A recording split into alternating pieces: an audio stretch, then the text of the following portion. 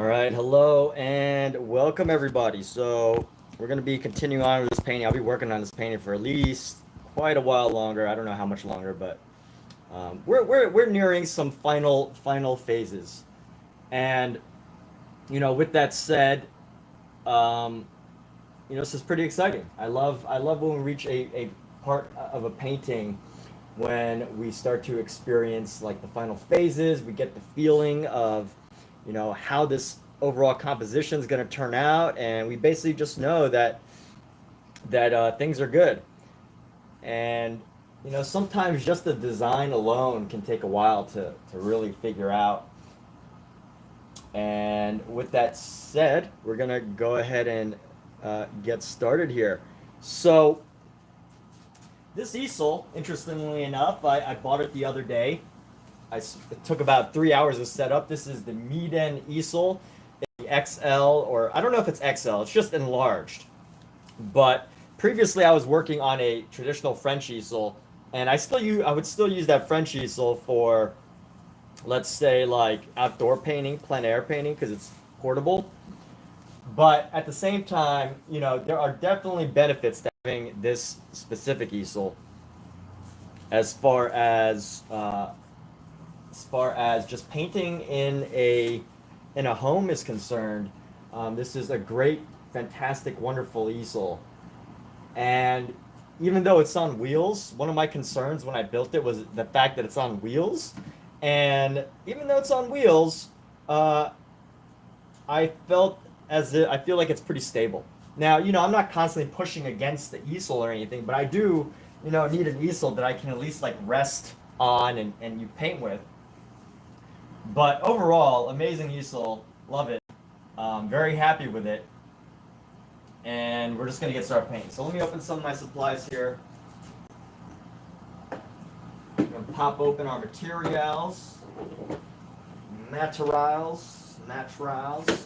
and let's see here. Now, one thing that did have to change between painting on this versus painting on my French easel is I no longer have like a very simple setup.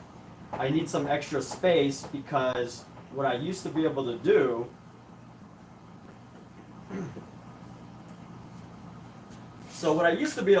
with my previous easel was set everything. So I could take all of my materials, set it behind the easel, and you would be able to see me, jump back and forth in setting that up. But now I have to have some space to the side, a little bit more room to work. And, my paints aren't as, don't have the same type of organization. So, still getting used to this setup now, but it's moving along. We're getting some progress, fortunately. So, that's the update on working this easel. That's our update here. And what do we want to work on today? The dress is going pretty well. I think the face is dry enough that I can adjust some basic settings on the face. So let me finish up and wrap up some details on the body, on the face.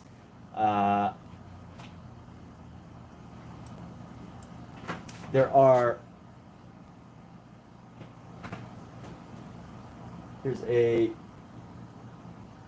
certain shadows along the face that I want to tighten up. And with that, I want to use a very, very teeny tiny brush, tiny tip. I think this is a 0. Yeah, so this is a 0 brush from Rosemary Co. A long handle. Honestly, like as far as handle sizes go, the only reason why you would want like something like this, as far as my preference goes, I've used brushes that are this small, that are this, this length, like 4-inch brushes, I guess. And honestly, I feel like as far as why you would have a long brush over a small brush is, yo, what's up, Edits? Oh, Edits got another new name, Jacob, what's up?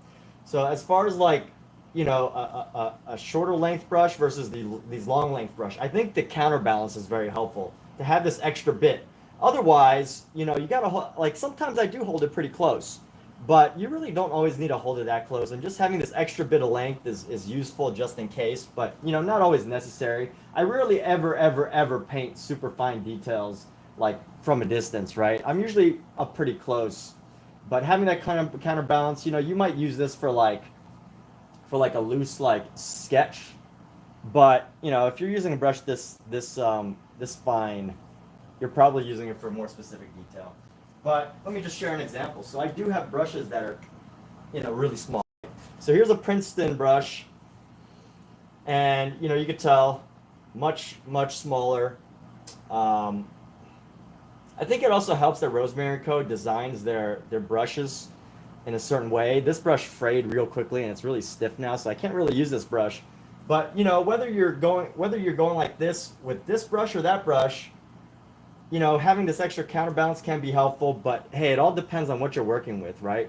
And this does have some extra weight. You could tell it's a thicker brush. But who's sending inappropriate messages? Why are all these, who's sending all these inappropriate messages? Louis Bird, you should try a third time. Oh, there you go. Louis Bird had to send that message twice in order to reach me. But anyway, I think I should. Did I paint that? Yes, I should. You know, I might have to NFL edits. All right, what happened to Louis? All right, anyway, here we go. So Louis is here to hurt people's feelings. I don't know what's going on in his life, but Louis Bird needs some attention, people. Let's shower Louis Bird with the attention he desires so badly. I mean, some people really do need attention. But anyway, let's go ahead right here, and we're going to, let's go into this face here. You know what? Let's tighten up the forehead around the forehead. I want to add some more color details here.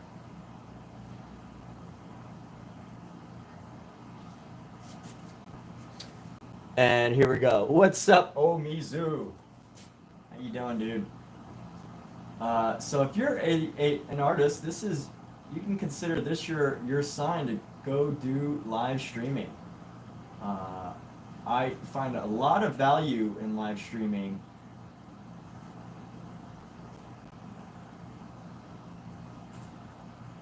Mainly because it offers so much new opportunities. You know, it's one thing to constantly paint and like feel you have to like, you know, constantly be on a search for clients and everything.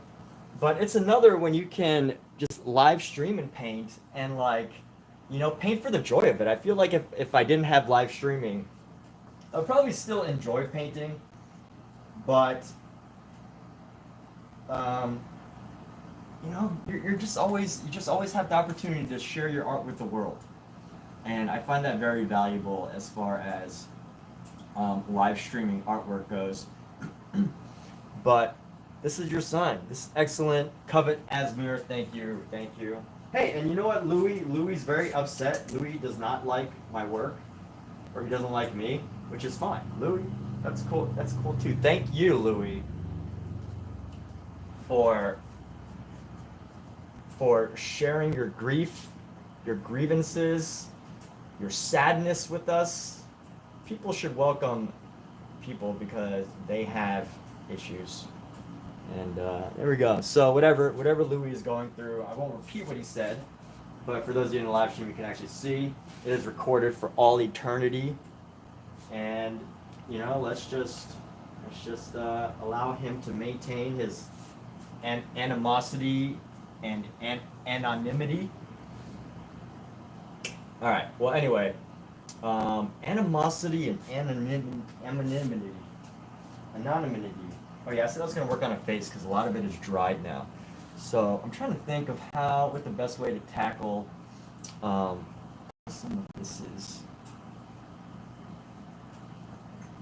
I want to just add some super fine details. Yes, I've been distracted. Louis Bird got in my head. I can't allow that to happen. I must continue and go forth.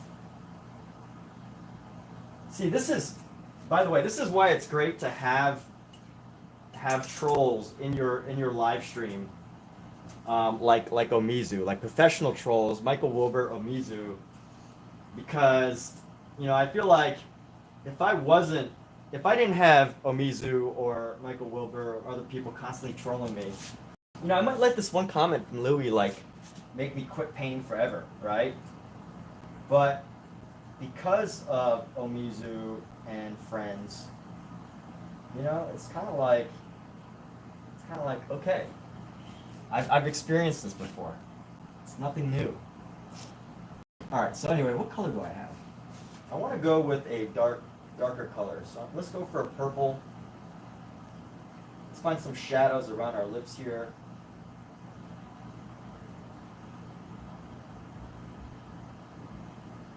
I want to find a skin tone that's like a flesh tone.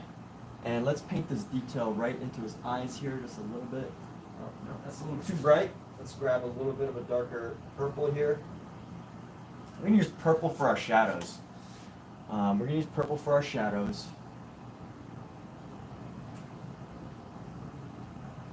Maybe even a little bit more purple. Sometimes it can be hard just to find that right balance. And you can't see exactly the detail that I'm doing. Maybe I can move this closer. Can I actually move this closer? I don't know if I can move it closer. I mean, I could definitely move it closer, but it's a lot of work. Let's see. Let me see what I could do. Oh. All right, I'll just have to talk through what I'm doing, right? So I'm working on this eyelid here, and this eyelid is in a shadow space. So my goal is to really darken his eyelid and, create this like contrast of shadows. But I'm having a hard time with that because I'm just having a little bit of trouble with that.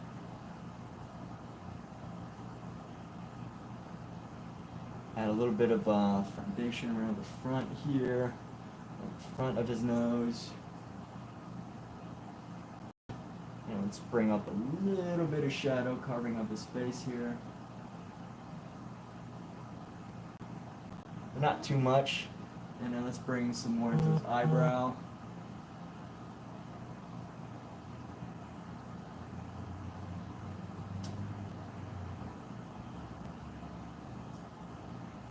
And give him some deeper eyelashes. And then let's try to get into his lips right here.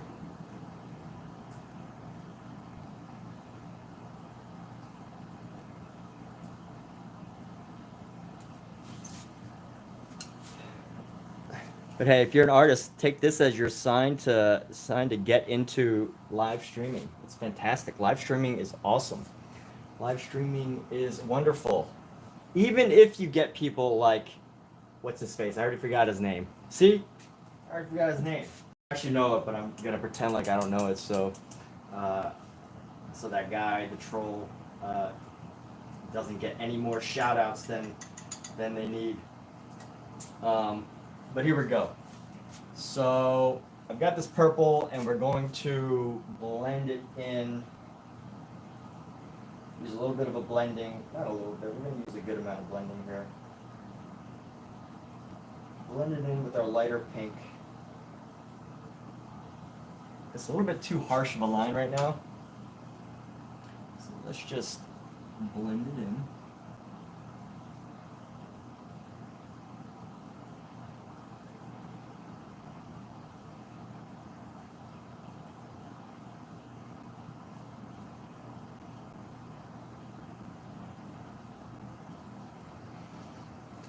And let's go around the front of the head here. So we're going to add some of these highlights around the front of the head, the front of the ears.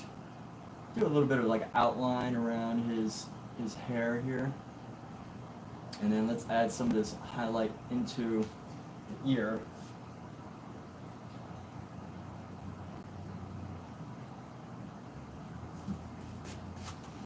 And then at some point I want to build up his tan a little bit.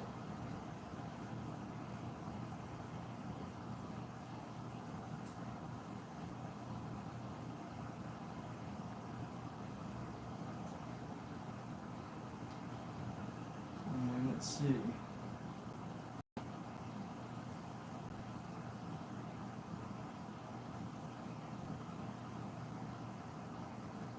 Capture some highlights around his face. Maybe like an ever so slight hint of green might be good, actually. Like the slightest hint of green.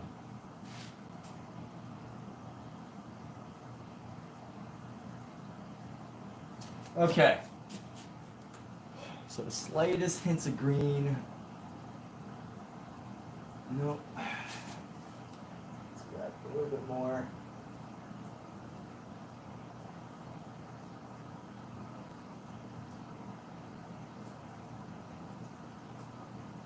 So why green?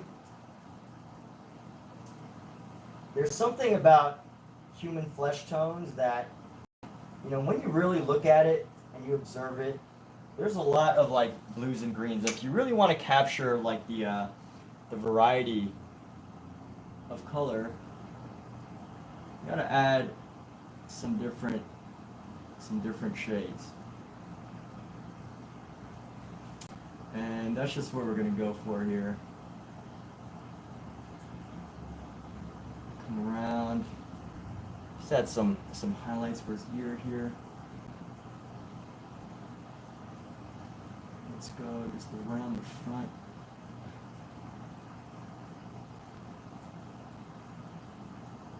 Lip here.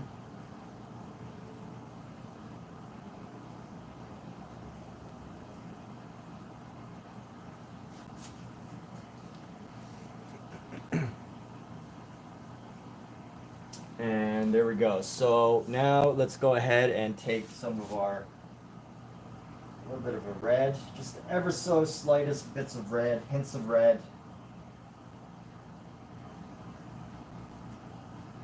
And we want to make the effort to just have that blend.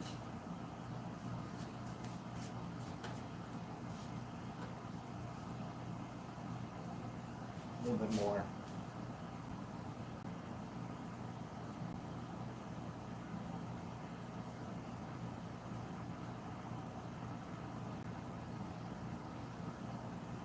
And right now I'm working on my median easel. I literally just got this like less than a week ago, maybe a week ago. I've kind of lost track of dates and times at this point, but you know, my days just kind of flow together. And I start to do more painting and live streaming. Kind of got to be on your own schedule. Finding this perfect shade of red is just, it's not always easy to find just the right shade.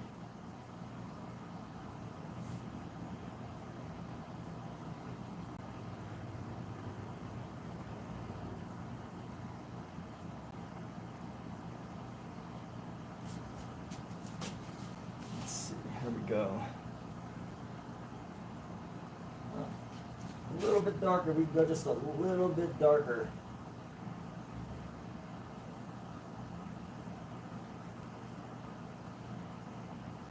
A little bit darker on this flesh tone here. And then bring this around.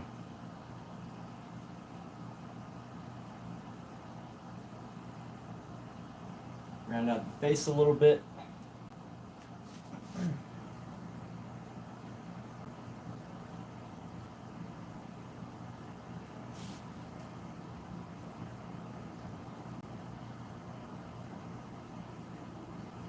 I might be a little wimpy with my colors right now, because the face and everything is in such a great spot right now that I just feel like, you know, it's in such a great spot that I don't want to do too much.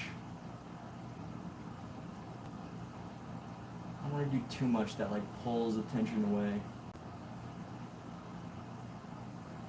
I need to do just enough to give like it just this subtle detail. But I don't need to like, you know, overdo it. And here's an important thing to know about people is, you know, you got to listen to your clients, right? So I was at this wedding, and I'm looking at this this facial feature here, and I remember that one of the stories that was said at the wedding was that the bride really loved the groom's dimples. So I have to find a way to capture the dimples. I absolutely have to. I don't know how exactly I'm going to do it because it's such a subtle transition, but I will do it. I got to capture these dimples in some way. And it's not necessarily in the photo either. It's not obvious that there are dimples in the photo, but, and the thing is, I don't usually use, so for paintings like this, you can't really depend on like dramatic contrast. So I have to figure out how to gently add in a dimple without, you know, totally resetting this painting.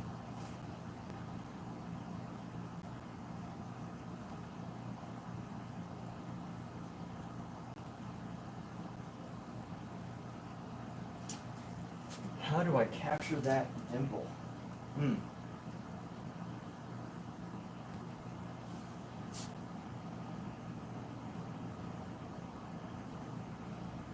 do I capture a dimple? Let's figure this out. If I go too dark, I have to like redo the whole, you know, I might have to redo the whole face. That's the biggest thing right now. Is if I take it just a little bit too dark on the dimples, which, you know, I'm considering, then I gotta really redo this, really gotta reconsider like the entire structure of the face here.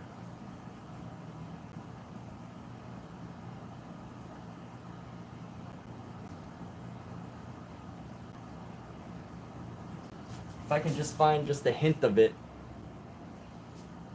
it'll be great. So that's what we're going for, just a hint of a dimple, right? So that's what we're gonna go for, just a hint of a dimple. Right above the lip here.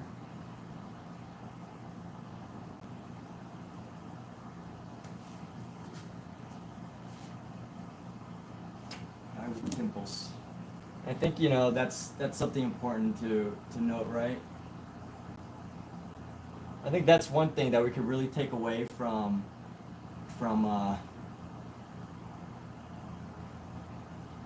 caricature artists is just understand features, you know? You're working in caricature, you know, it's so important to like, you don't need to paint accurately as far as caricature goes. You just gotta be able to like capture the most like key features of someone or something. And let's see how we can blend this together. We're gonna go, I don't want to blend this, what kind of brush do I want to use to blend this together?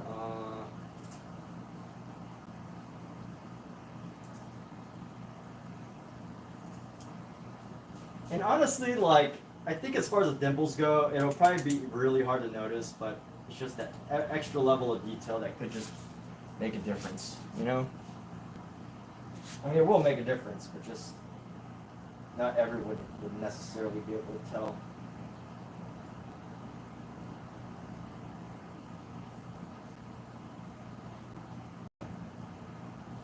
So let's see, how do we go?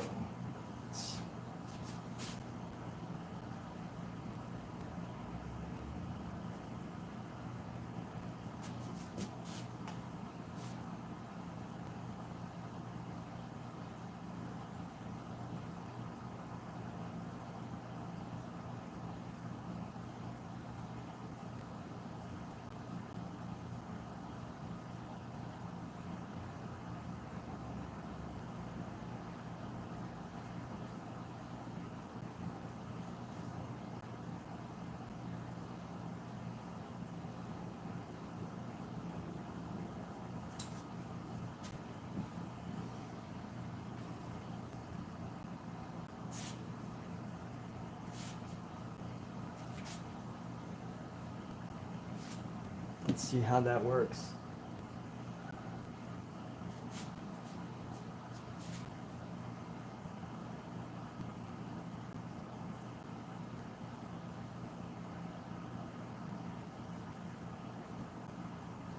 All right, a little better.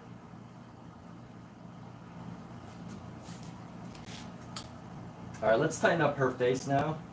We're really nearing the the final touches as far as faces are concerned, as far as facial details. So let's go ahead and try to find this purple again. This purple shadow color. I'm going to come down.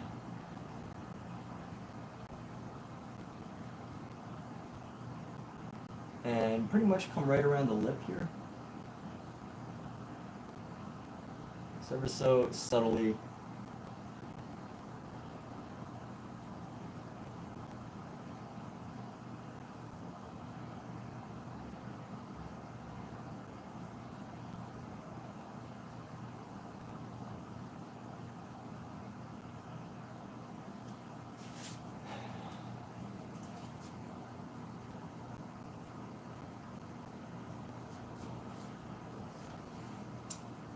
And let's see what I can do about the chin.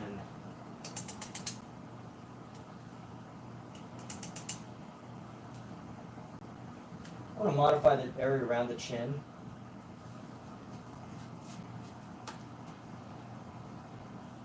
Just to, have their chins like connect.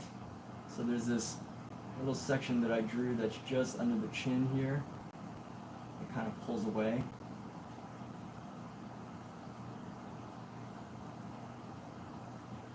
It's supposed to be, nature, natural, all those things. So that's what I want to build into this section.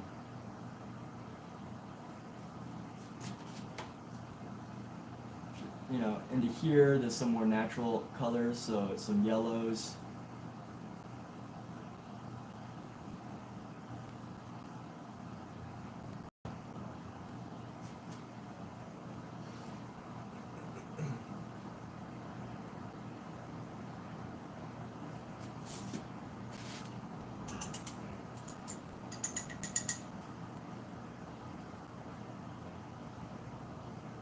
And then just like the other areas, might not be noticeable from far away, but there are some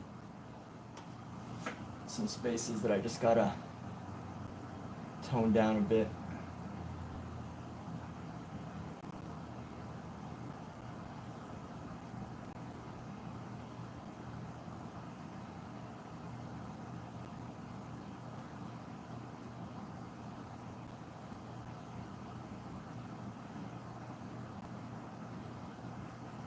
Let's see.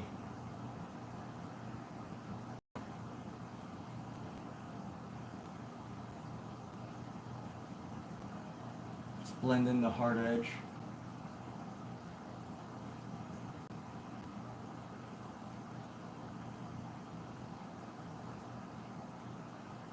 Let's go around here.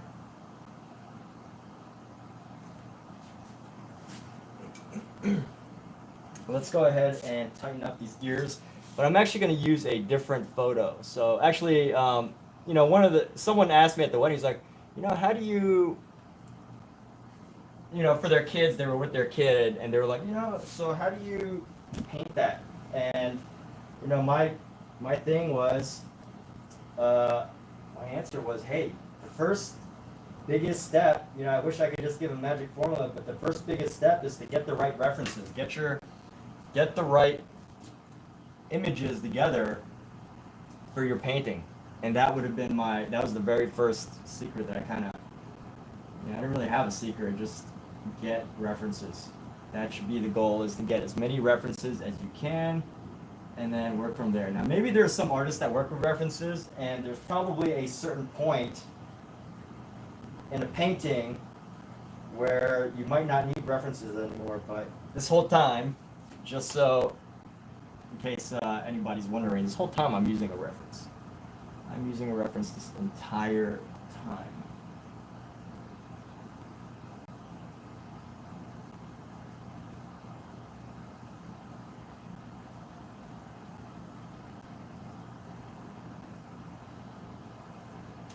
This is going to create a little triangle here.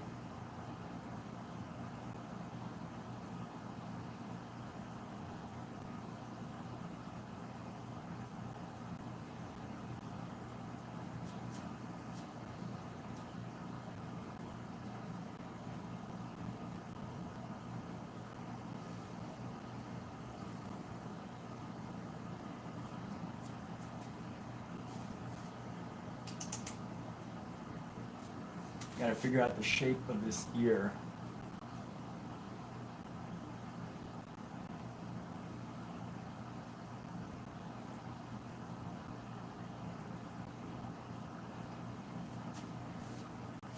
Let's get a couple little shadows on the inside of it. Just to mark them.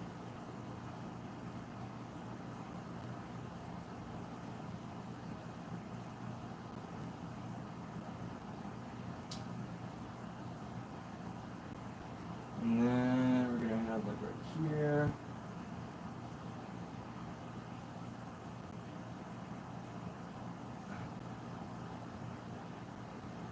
And there we go. So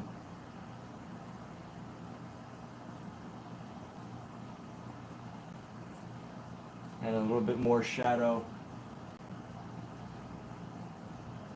area under the chin. And let's see.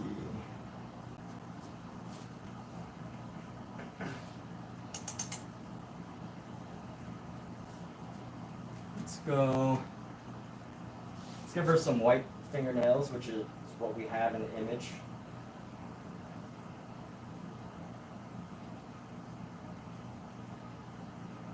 Get your references, though, people. References. Get your references. There we go.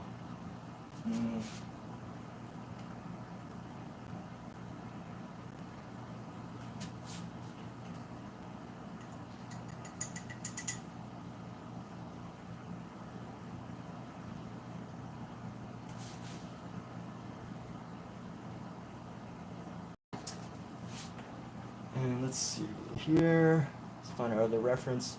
I want the other reference for like color and visual variety.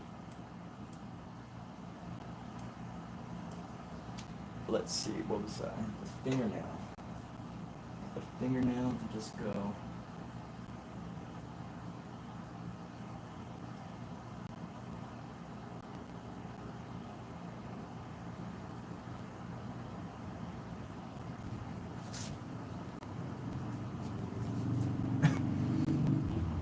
Ever so subtle fingernail. Got his hands.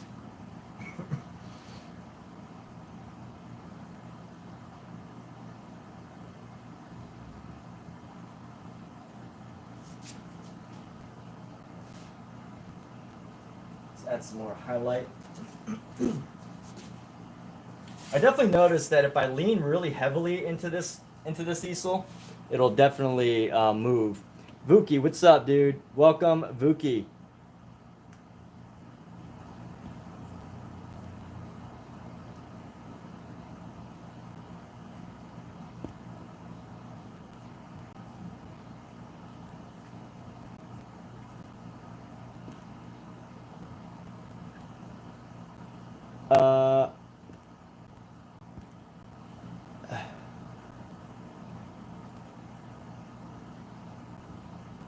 Let's go.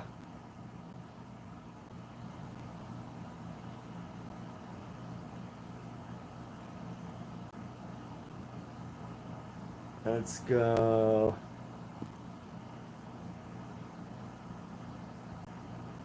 There we go. All right, so Vuki. What's up, Laura? Boom, boom. All right, boom, boom. Okay. So let's do our best to capture the face colors. So you want to try to grab some reds here and blend in some more of our pinks.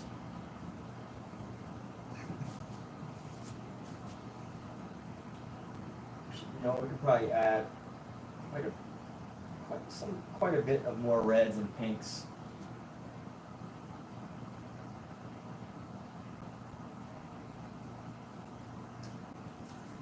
So Vuki is also an artist. Let me see who else has spoken. Vuki. All right, let's see. How do we figure this out? This section right here. I want to capture the blush of the faces.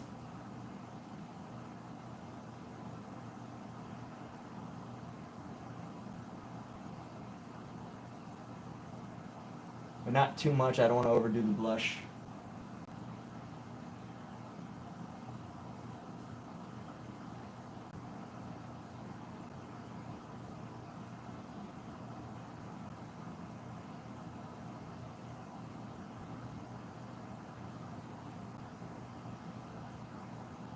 And then let's see.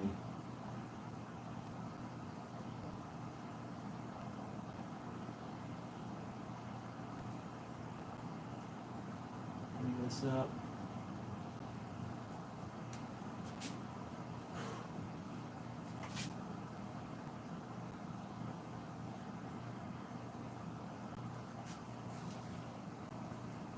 Then we're going to add some highlights.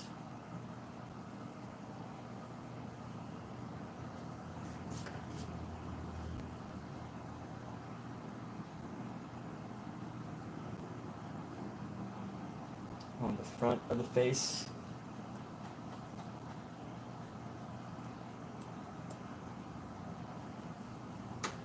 Just to capture some more cheekbone.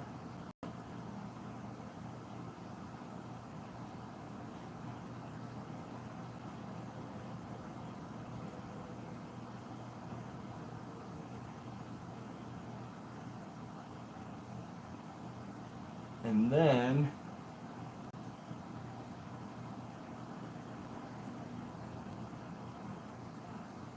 on the head here, just to create some extra contrast. And there we go. So even though I'm getting really close, like I find it, you know, it's an interesting thing when you're painting is like, when you get really close, you kind of miss out on a big picture, but it is really great to stream, and in doing so, you get to see the big picture because you're constantly zooming in and out.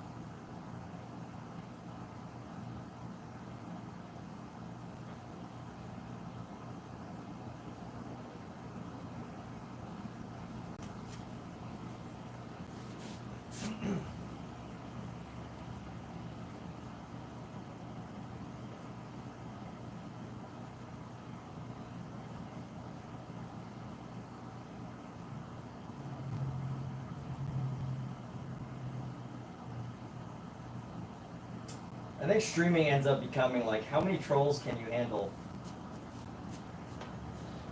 It's not as bad as you might think, but definitely some people are just like so unusual.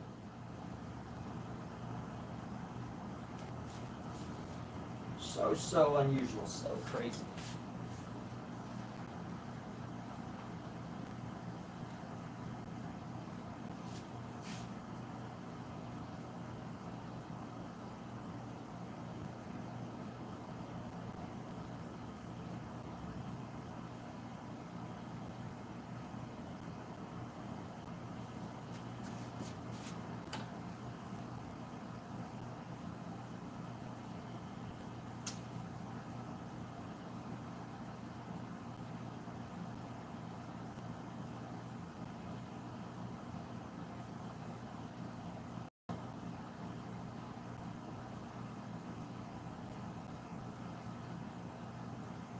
Try to give her the color around her body here.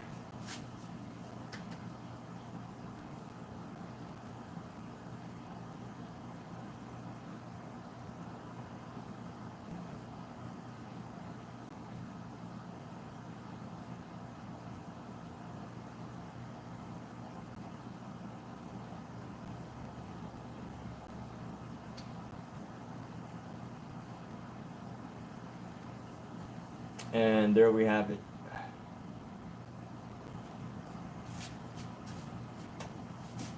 Add a little bit right here.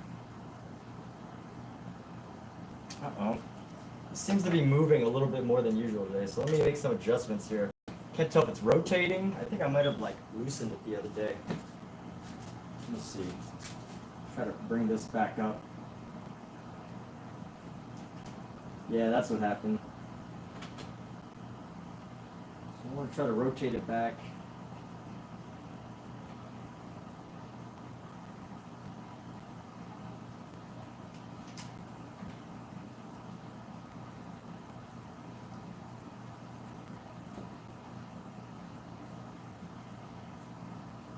So there's a lot of knobs, but you get used to it pretty quick.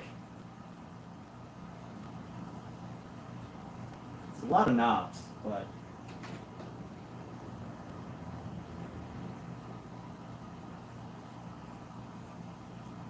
try to get everything as tight as you can. And just finding the perfect ear details. Try to find the perfect detail around under here.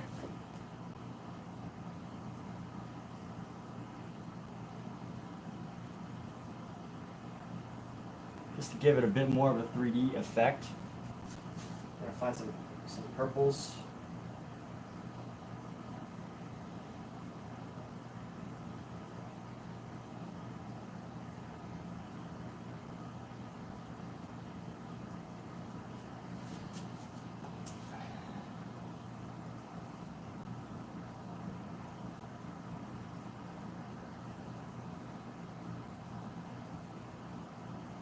Create the separation here, and here we go.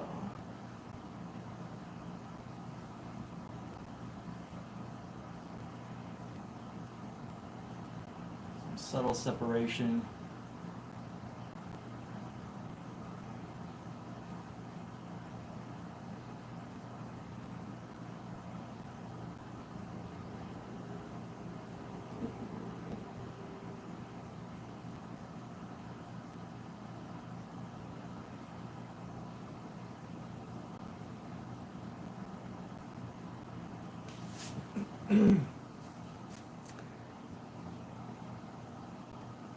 Did I ring? Did I call Omizu? No, I don't think so.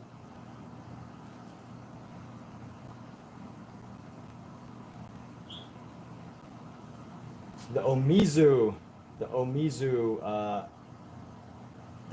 alarm. Did I sound the Omizu alarm? I don't think so. I don't think I sounded the Omizu alarm.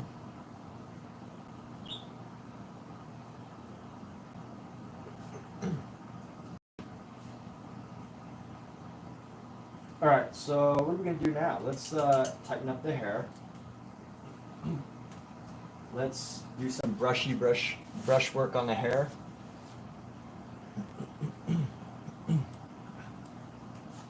Just gonna add a bit more detail, some yellow into the hair.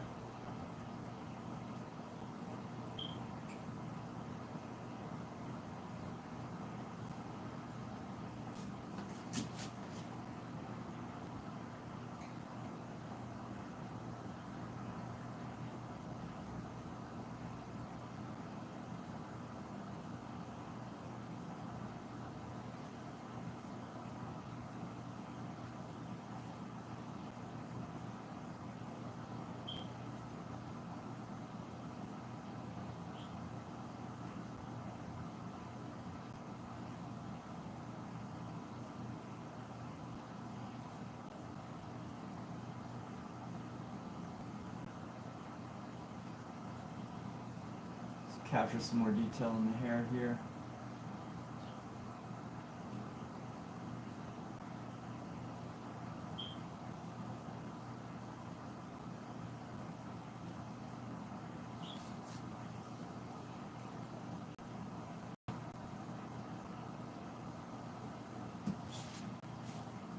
Let's bring in some like a white highlight, more of a clean white highlight here. Mizu heard troll and come running.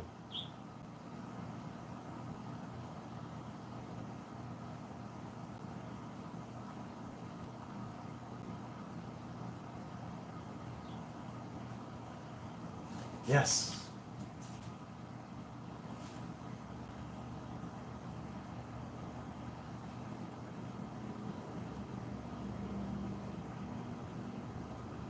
All right, let's go like this. And we're going to bring in like a white line like this.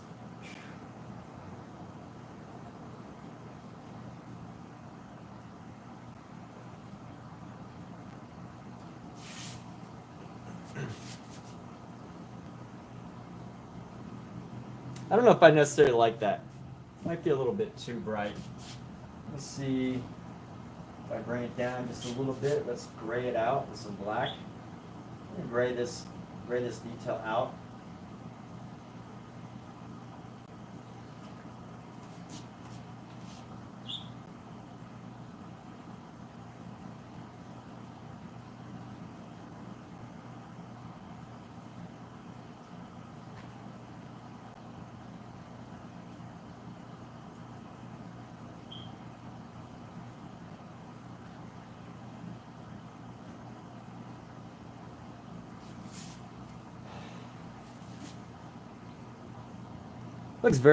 Looks kind of out of place, but we'll see.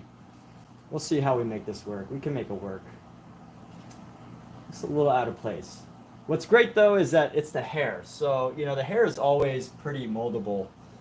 You know, as far as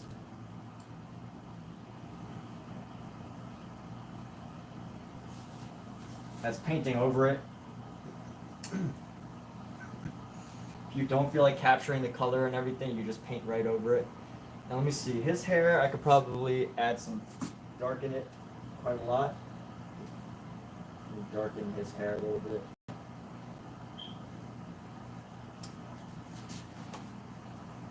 So I worked through a lot of phases of modifying the design.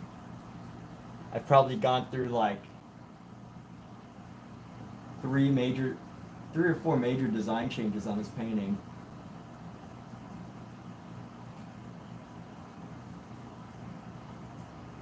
And you know, the biggest challenge, like with oil paint, you could change and modify forever, right? As long as you have the painting, you can change and modify forever, pretty much, essentially, right? That's the idea, is that you can paint over for generations. But as far as oil painting goes, you know, the hard part is if you are working like professionally, the biggest challenge is, you know, how much time do you really have, right? That's the biggest question is, you know, eventually you have to move to a different piece. Eventually you have to, you know, do a new painting. Eventually, you know, if you're working commercially, then you know you got to work on other stuff. So you don't really have forever, unless someone's expecting a painting. Although, you know, it's suggested that Michelangelo was supposed to do something for the Pope, and he never finished it. After like 15 years, he just kept, you know, tugging the Pope along, and he just never finished the painting. But here we go. Now's a good time that I can probably add some highlights to our clothing, to the groom's clothing. So let's do that. We're going to take a small brush here.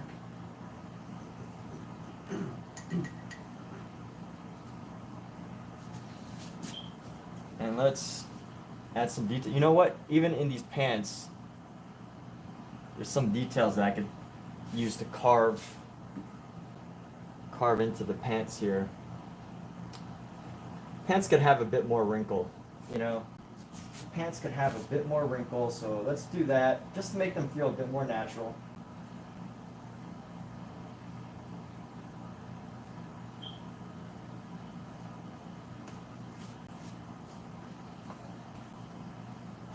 Want to carve in the pants a little bit right into here.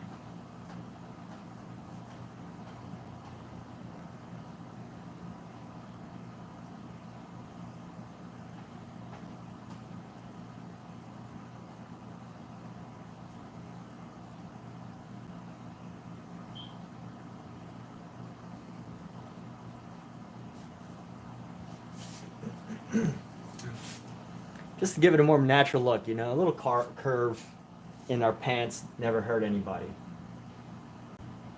And then the rest is pretty standard. I mean, you know, it's not supposed to be too wrinkled, right? But just a little tiny detail is just ever enough to make him feel like it's a more natural design. And you know what I'm gonna go for is I want to go for what's a good subtle hue, some transitional hues. This one has more contrast. Let's see.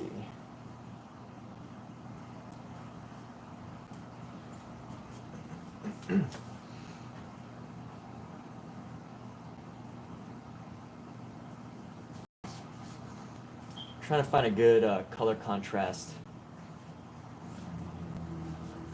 for our suit here. Just a nice deep, almost black blue. Something, just a subtle little hue transition for our figure. So hardly noticeable.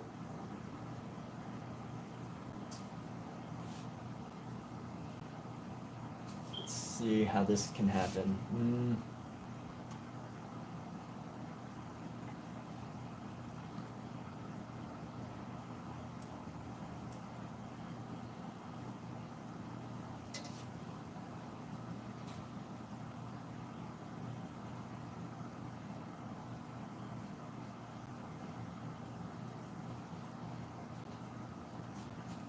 Nope, even darker. Let's go even darker.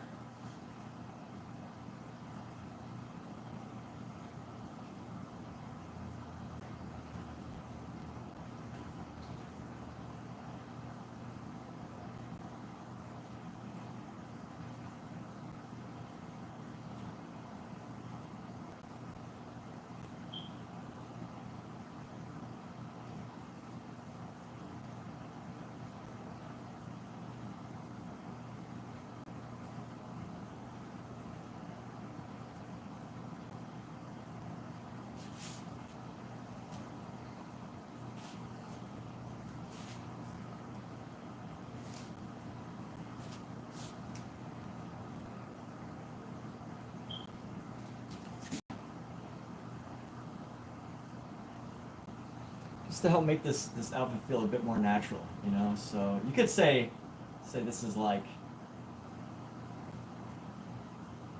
just another layer rather than like highlights. But the black is just a little too dark.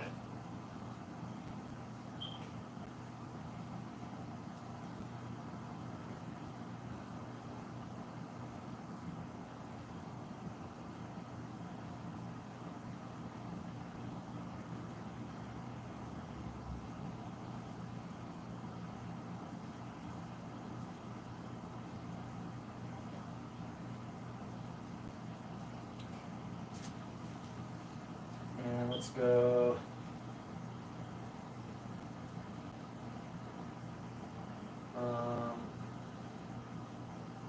Let's color in. As we go down here, I want to be a little bit more specific with the highlights here. So let's come like this.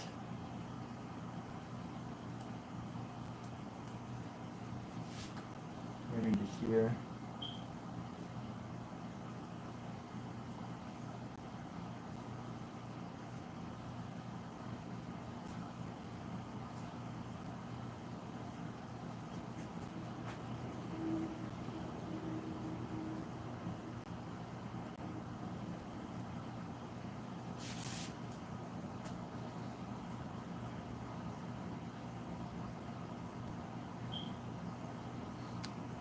And this is just building a little bit of extra details into our suit. To give it that extra like pop, give it an extra layer of dimension.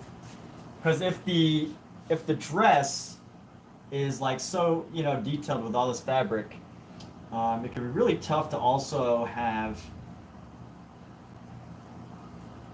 you lose so much if you don't add a little bit of a level of detail into the suit. Which it's not that much. It's just a subtle change in color. So that's the thing. It's like a really, really subtle shift in the color transition here.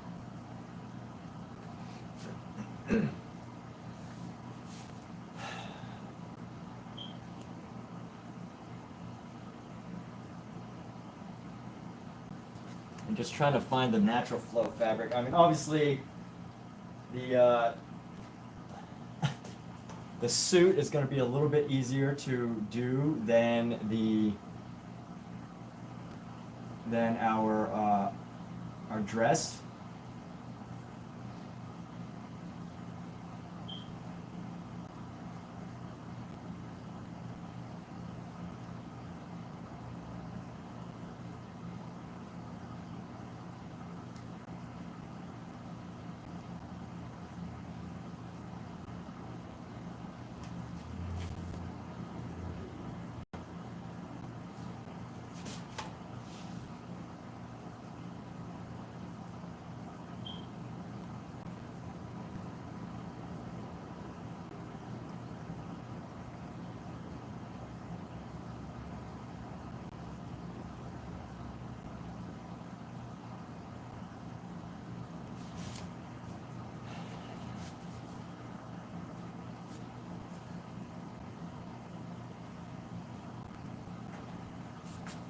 And this crease, let's take a smaller brush.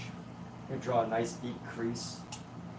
Nice deep black crease into our suit here. So this crease is pretty much going to follow from the seam up the pants. So it's going to go towards the shoulder, I guess.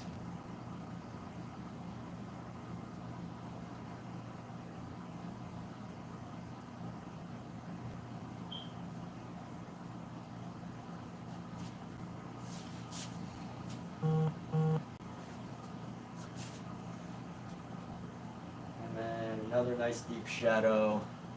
Let's get a tie here. Tie's gonna go right under his neck. Get a tie here. Let's go up with this.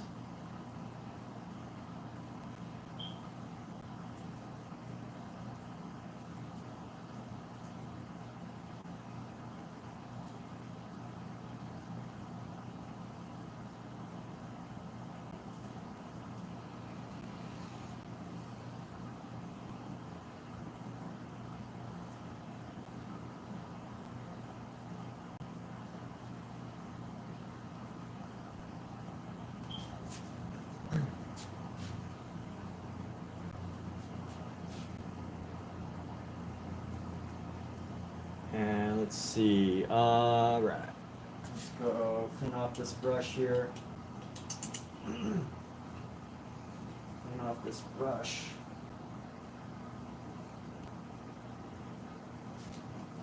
Just go push up into his suit here. Get rid of this like little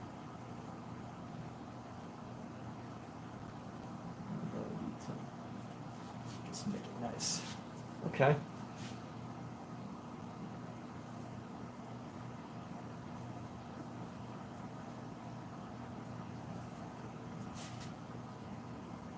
You know what? I'm going to bring the black down. The black on a tie down just a little bit more. A little bit more.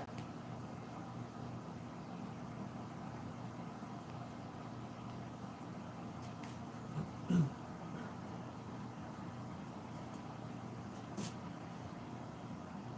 then tighten up this space.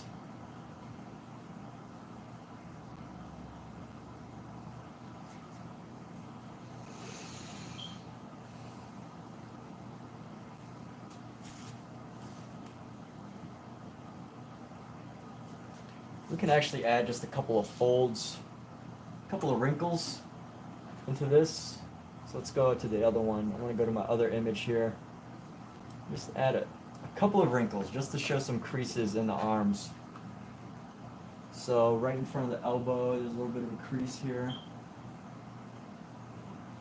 You might not notice it on camera, and I'm going to, update it a little later. But the first step that really needs to happen is I need to let at least one little layer dry.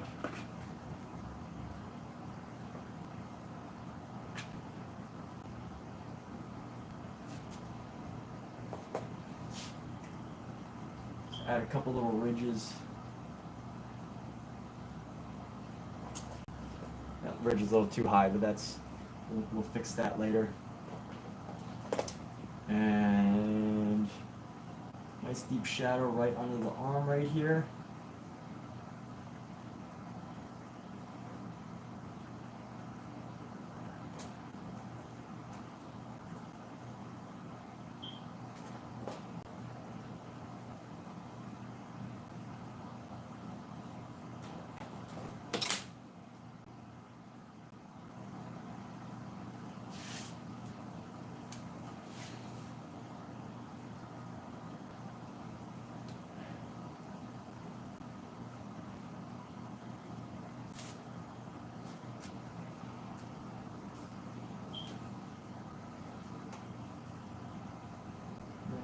On to there.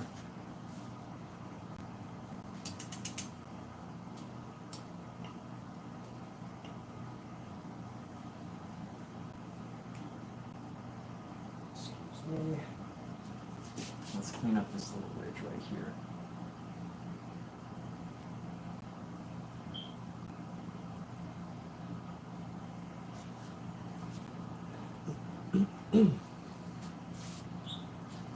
Now let's see what we should do about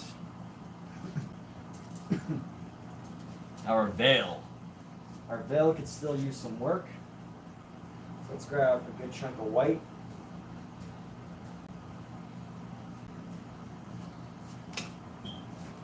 Oops. You don't need to see my whole apartment, do you? Just so this veil definitely still needs a little bit of work. There's some details, some really intricate details. And I think the best you could really do, unless you know exactly what those details are, is just do your best to, like, you know, capture some of them.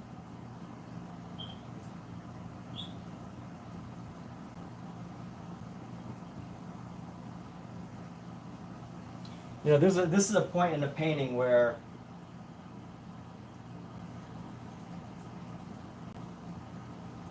I could spend all this time detailing the background, but there's still so much to do for the figures, right? The most important things in a painting are the people. And although you want to capture, you know, some of the stuff around it, I think the most valuable thing to really spend the fine detail work on is on the figures.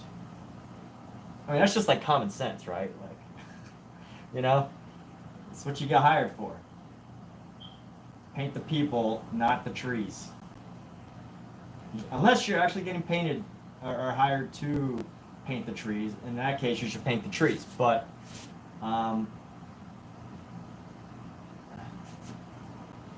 just got to know what you're being tasked to do.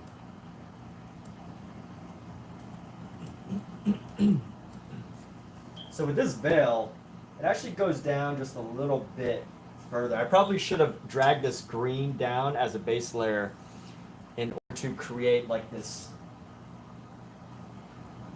like layer here.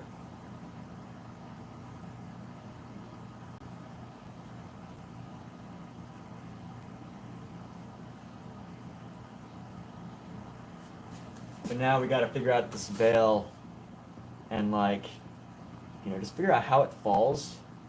Some of it I have to kind of make up because I'm using two separate images.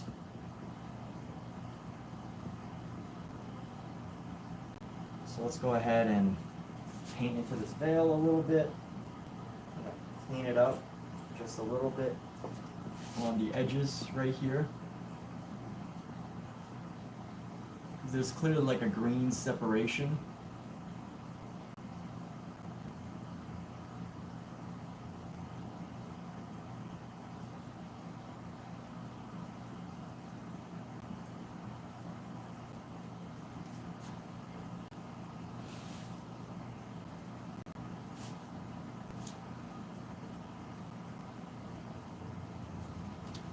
And let's see, let's bring in some bright white. Just drag it down. You know, you just got to know that all of it's coming from this one central location, which is where the veil sits on the head.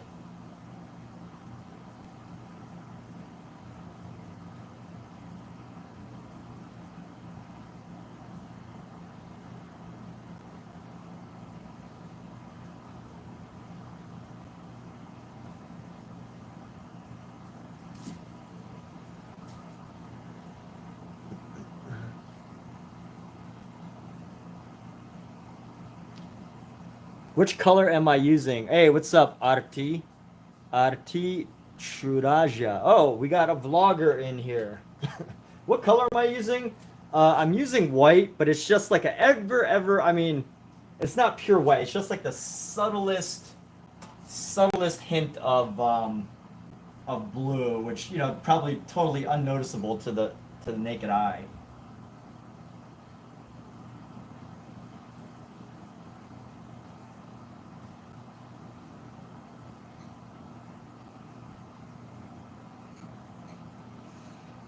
Ever so subtle transition of blue.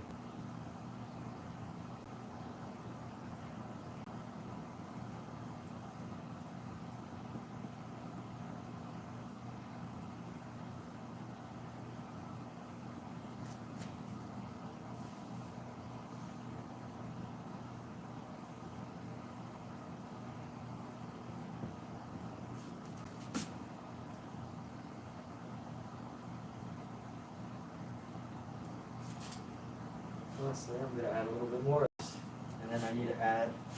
You know, I should probably paint this a little later because this paint on the bottom on the dress is probably still wet from yesterday, and it's just not going to create a very nice. It's not going to be a very nice paint application because it's going to be sticky. That's what happens when you know, the thing about oil paint is it's great to learn how to paint while it's wet, and then it's great to learn how to layer when it's dry. But there's an in-between when it's not totally wet and it's not totally dry, usually like the day after, or, you know, a couple days after, you're gonna have this phase where it's like sticky. It's just sticky. It's not dry, it's not wet, it's just sticky. The paint doesn't go anywhere if you move it. But because it's sticky, it's really hard to paint on top of. And it's very unpredictable. So that's why sometimes it's good to let your paint dry for a couple days. But I think back in the day, like in ancient painting times, it used to be much longer. I think there's so much oil paint technology has made it to where, like, you know, I have so many ways to make it dry faster, and like some oil paints add stuff into it, which, you know, isn't necessarily good or bad. It just depends on, you know, how much, what your expectation is of the brand. And with that, you just have to have your expectations of the brand. And what do we want to do? Okay, so I need to work on this building up here on the top right, and I want to tighten up this thing.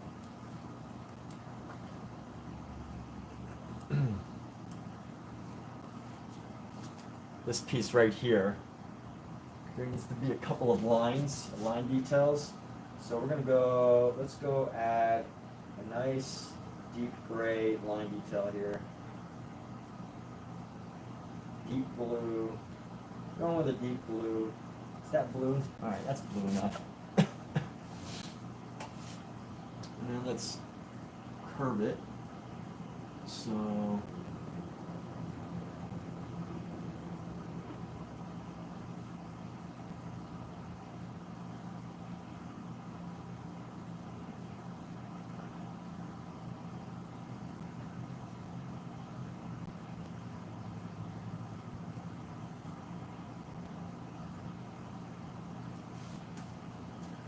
curve that, and we're gonna give it another curve like so.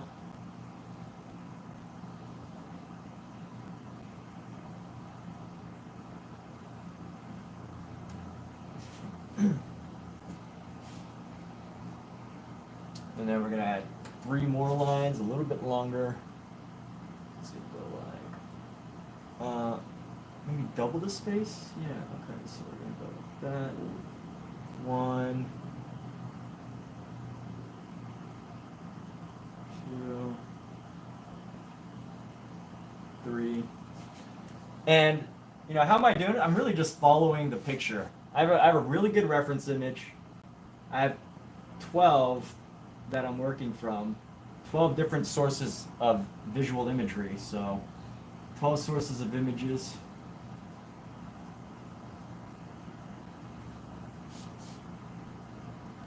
And round this out. Round this out here.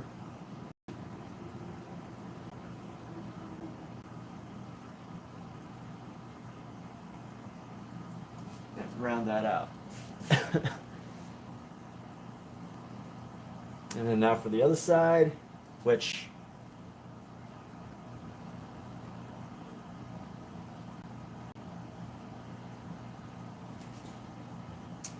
I'm seeing right now that, oh,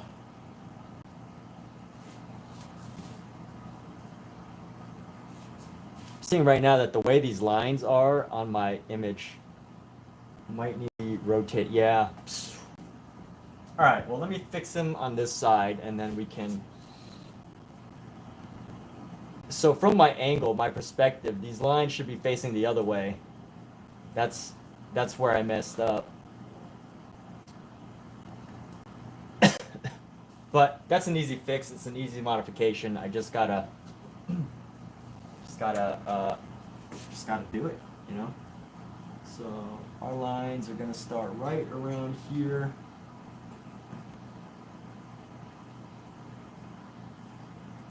Let me think. This is gonna be at an angle, so it's curving from up here. We're gonna come around right up close to our piece right here.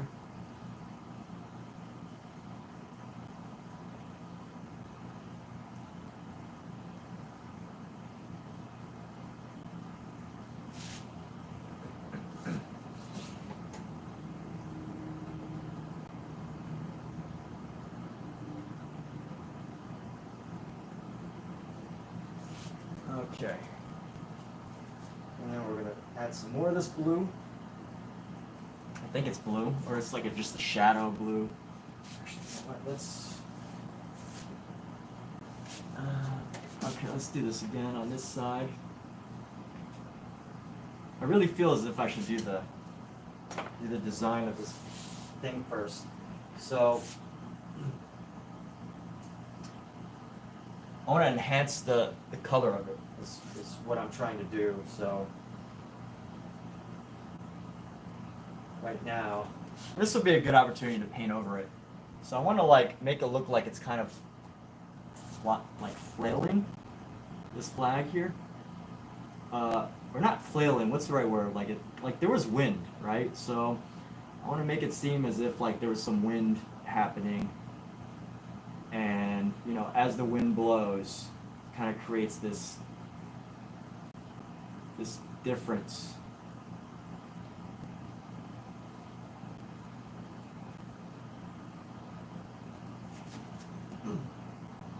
As the wind blows,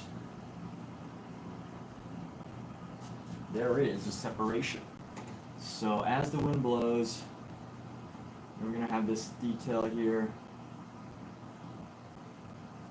Nice and white. Doesn't have to be totally white, but you know, painting on top of this blue helps to really contrast.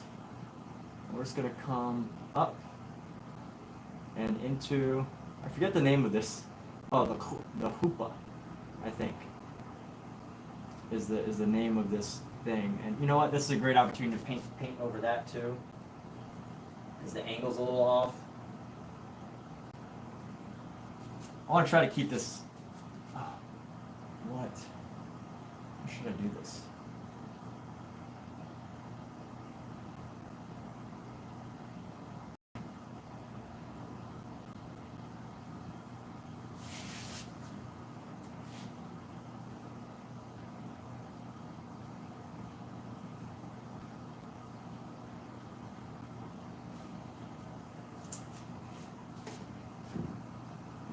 This definitely needs to get painted over, so we're going to come around and go up like this, come down,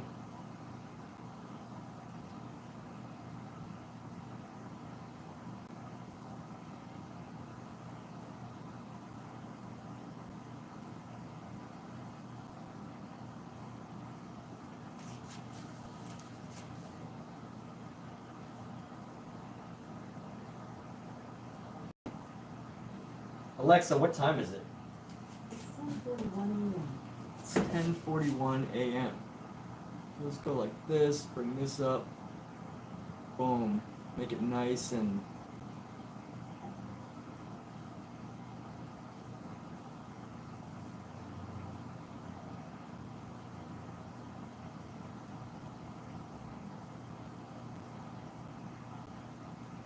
nice and separated.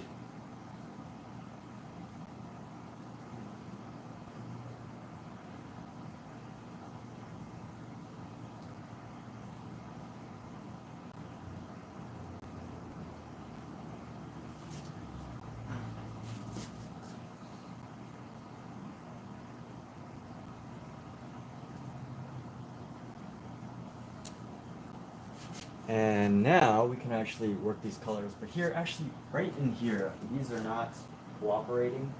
I really gotta paint over them a little better, even deeper. And I might just have to do these lines a different day, but that's fine too. I have to work another day, I'll work another day.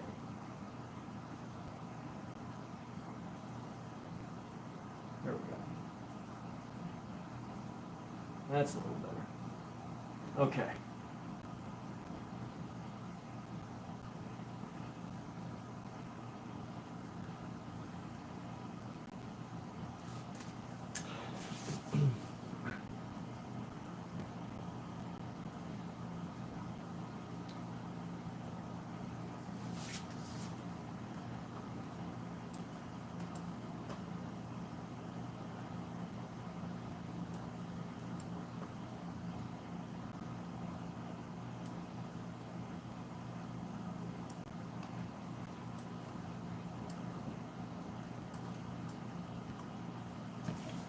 And on this piece, I want to give this a nice natural fold here, so we're actually going to be working some more white.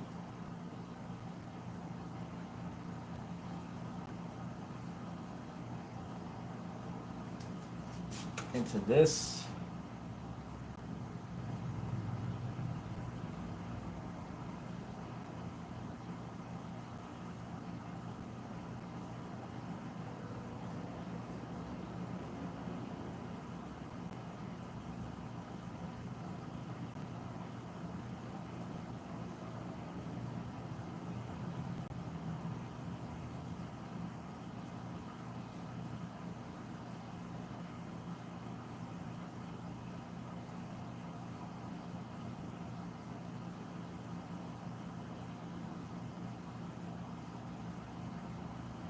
And then let's go like this. Build this up, and we're going to curve this down into here.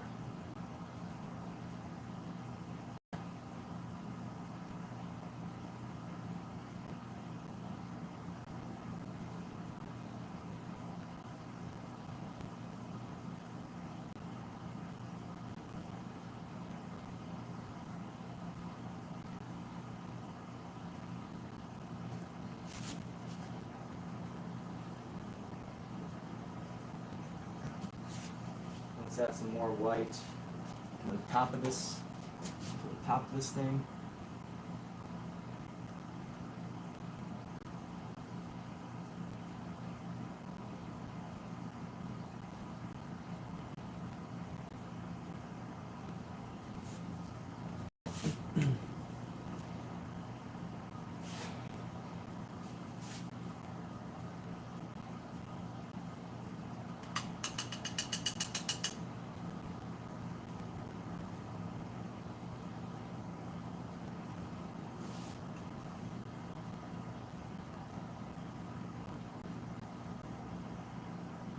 See how we can use little highlights of yellow.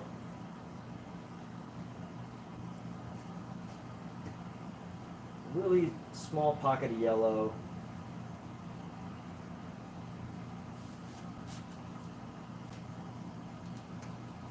But just right underneath here.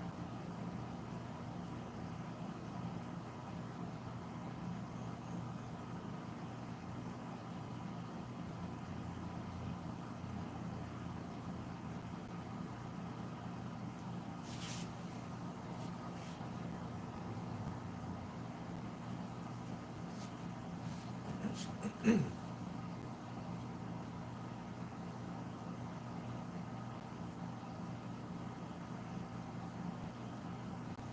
let's clean this up here.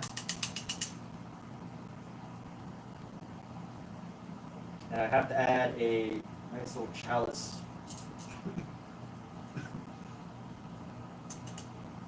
Nice little chalice. So if we're gonna build the little chalice, let's find a gray. I'm gonna start with like a base dark blue gray. And then just paint some silver on top of it. And let's see, where would be a good place? I don't want to place it like right. Well, I guess you could place it right on the center. Would that be accurate? But looking at it from a different angle, I'm gonna go right.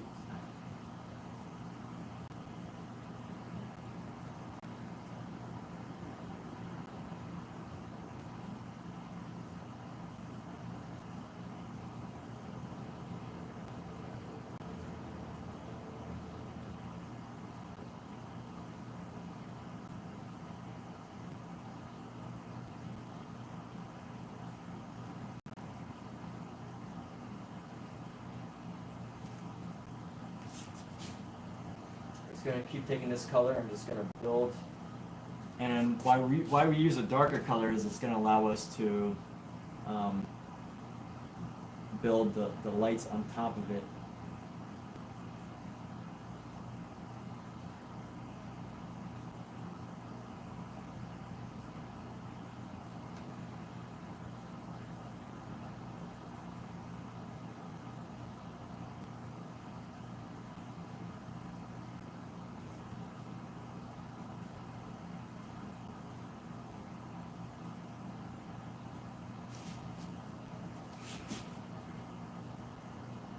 I'm gonna leave that cup there for now.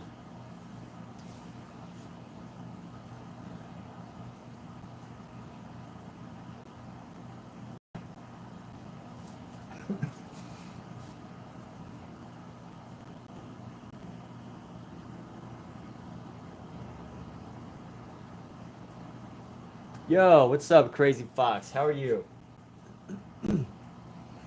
The Crazy Fox is here today. Mr. Crazy Fox is here. Or Mrs. Mr. or Miss Crazy Fox, either way. Either way, they are here.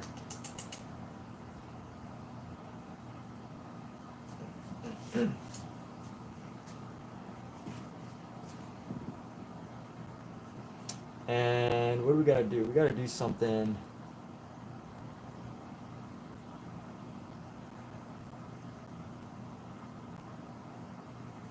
About this space. Let's see.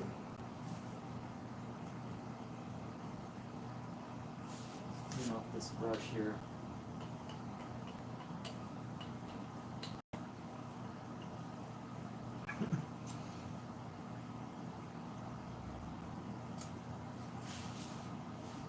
And we want to find this like brown.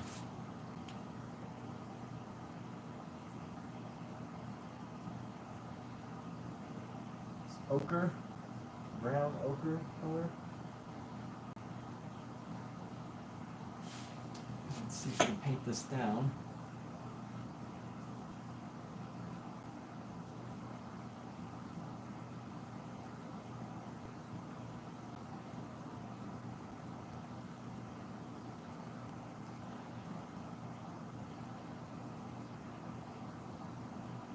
No, because there's so much green.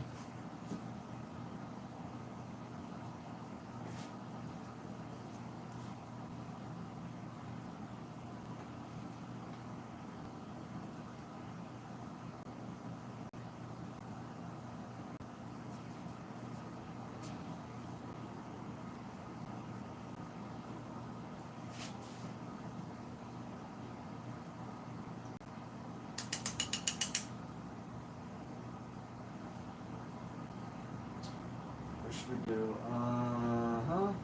This is a good brush for this. This is a good brush. I'm gonna use a straight brush.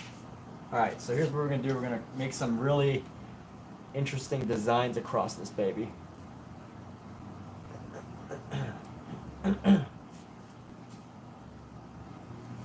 let's take some blue highlights. I'm gonna use some darker blue highlights. Let's just grab some of these.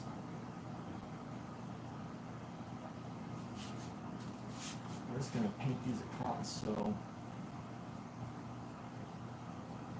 one,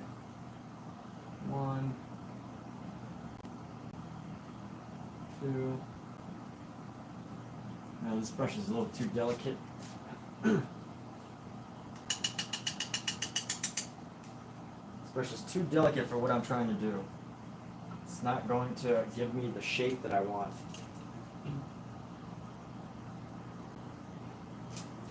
So I might just have to use this fine line brush. And we're going to take this fine line brush and we're just going to build up all the way across. Just build up these colors piece by piece. Just boom, boom, boom.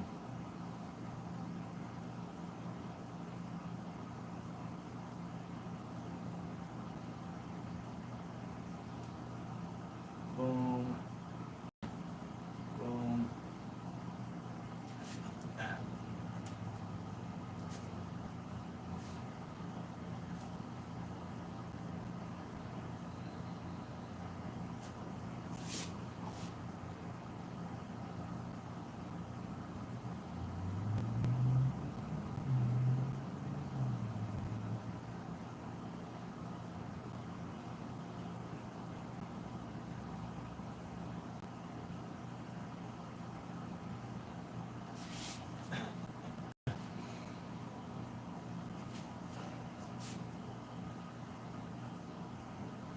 And since there's like a brown there, we'll try to find browns and reds.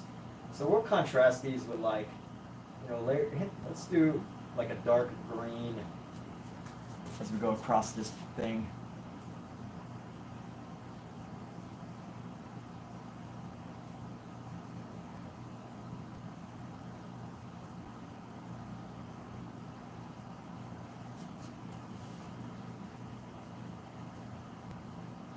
Grab some more of this. I'm gonna have to constantly grab colors here.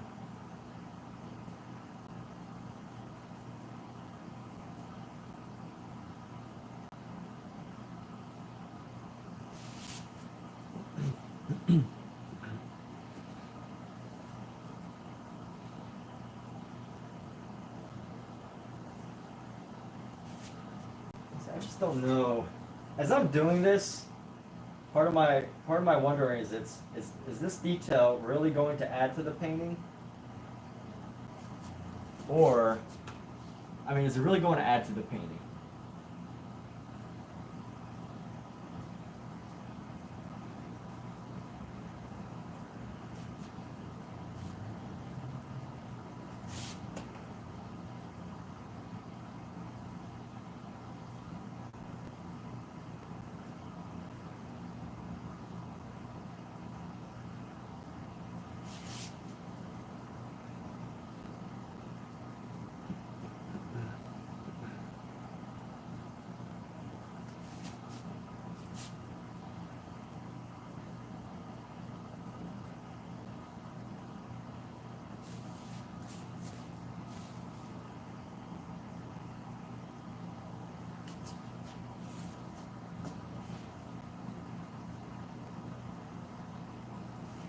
Alright, let's just keep this going.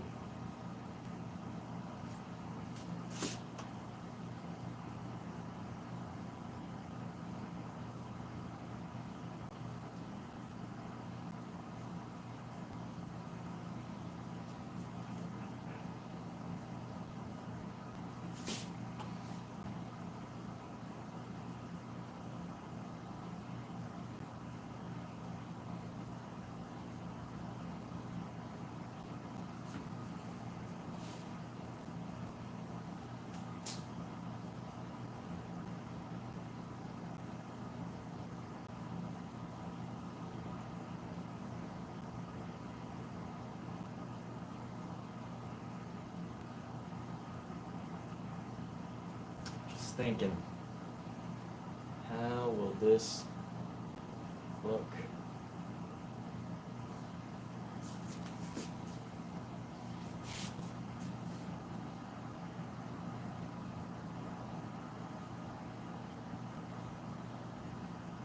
I mean, it really takes a lot of attention away from.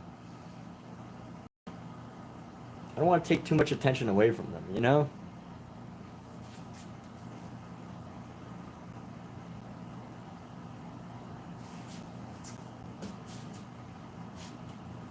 I don't want to pull too much attention away from the people that are getting married with these extraneous details.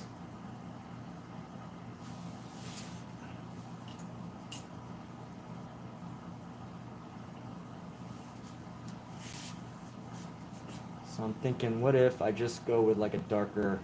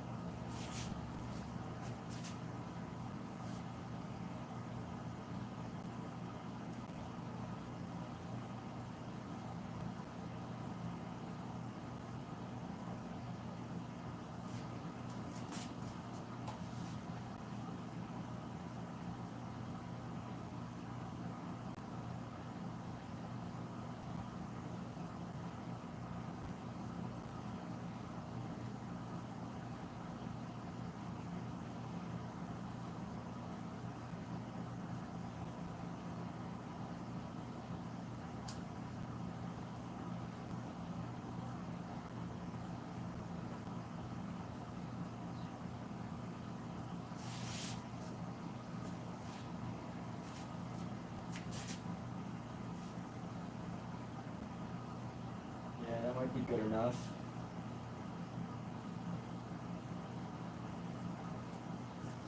Just don't want to take the attention away. As far as like, you know, these details are concerned.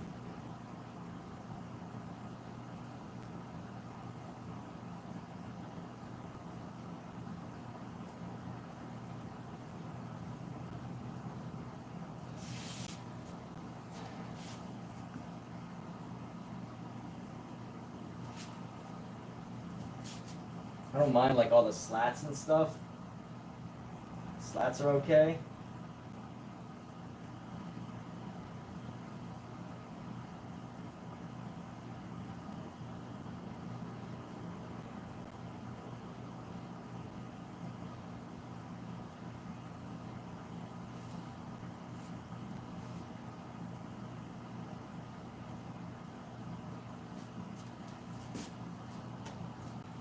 Definitely as far as the building itself goes.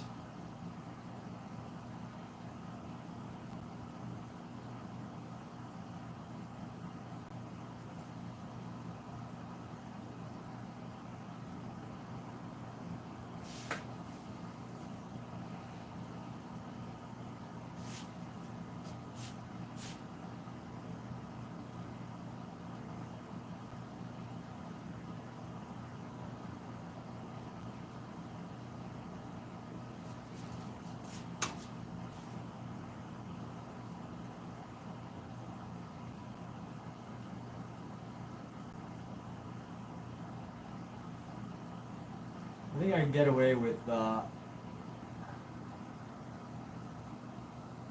larger areas of color here.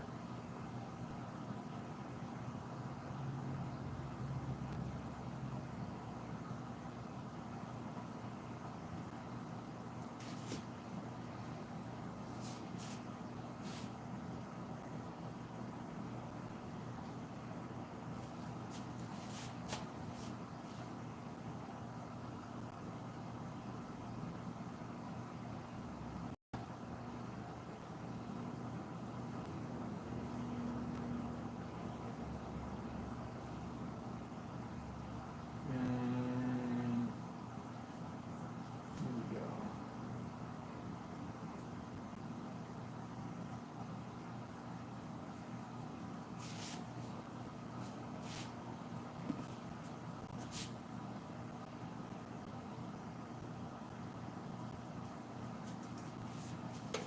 Like the detail, the amount of detail on this building is like overkill.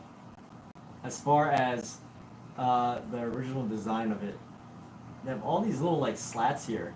It's got to be a pain to clean because somebody has to go into each, and that's if they even clean it. But someone has to go into each individual one of these.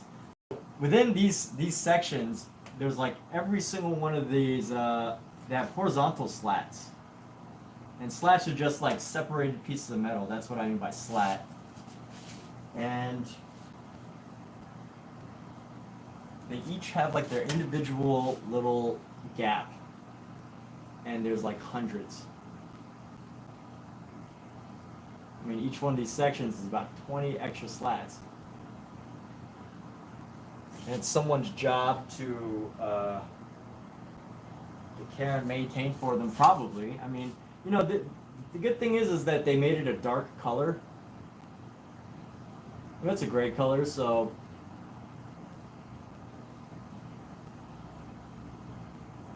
it may not be as noticeable if they don't color it. But right now would be a good time for my flat brush as opposed to this filbert brush. So where's that flat brush I was just working with? Ah, here we go. Okay. Let's get this flat brush, get this exact same color going.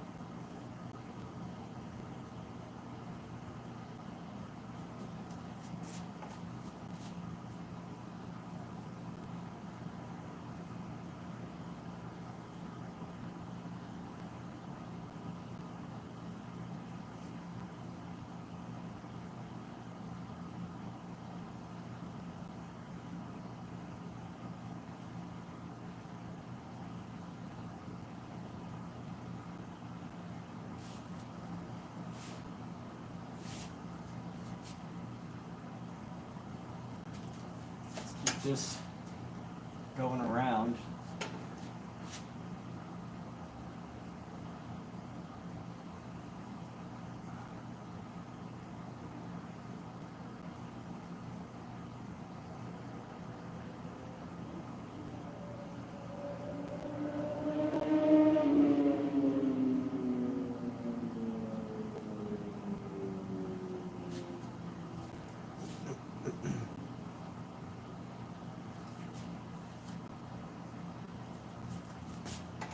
Here we go. This section is a little wider, so I'm going to try to even out the wideness.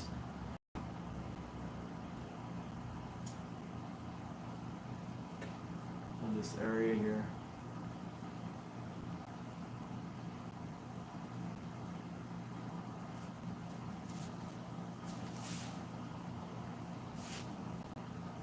And now we can actually add like a highlight color. Let's go with a light blue highlight.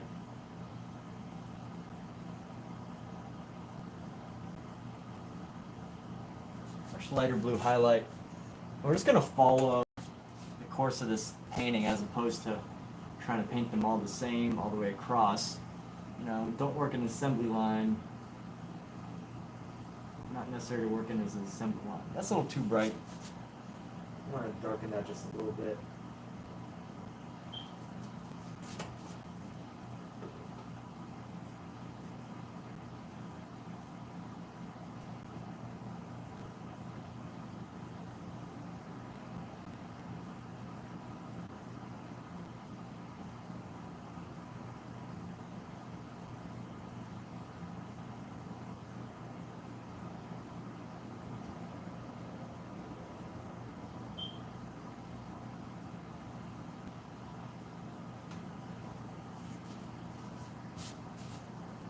Let's see how we can add some color variety into this with like some darker shades.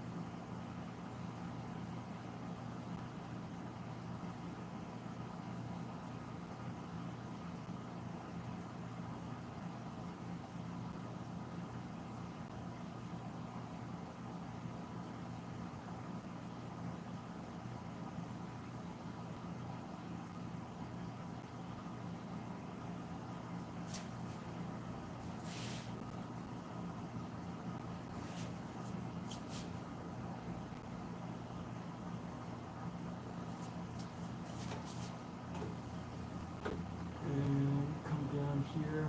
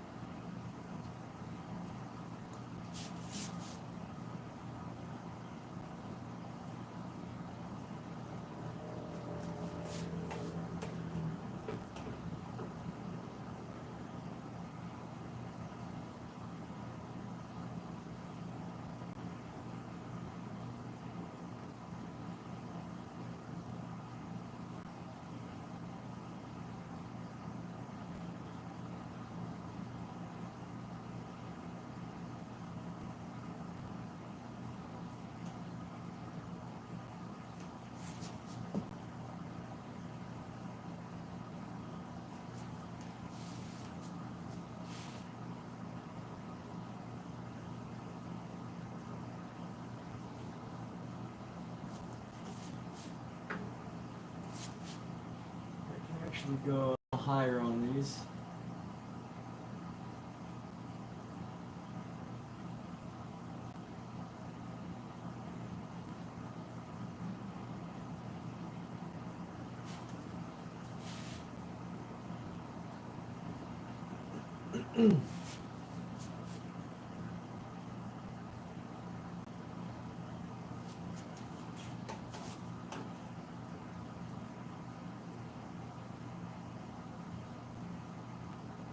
And just be much darker on this last section right here.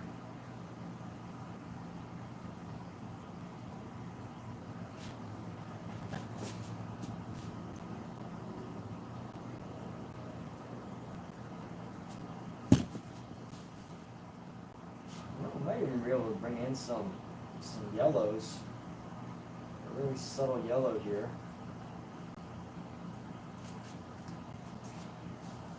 Let's move around this way.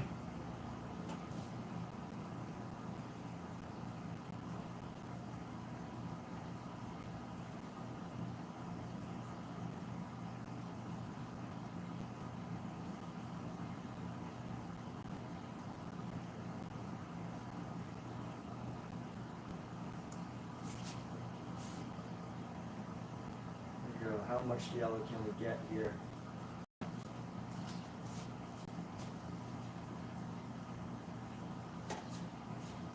Let's actually come down this one.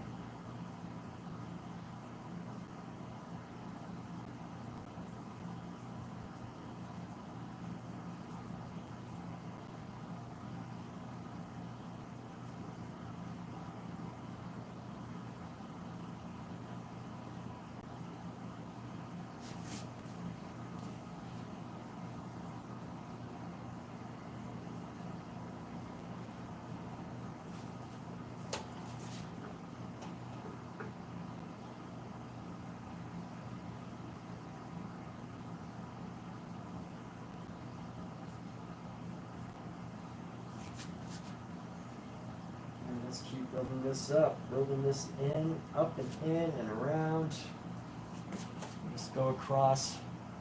Probably gonna do the same thing, just coming across.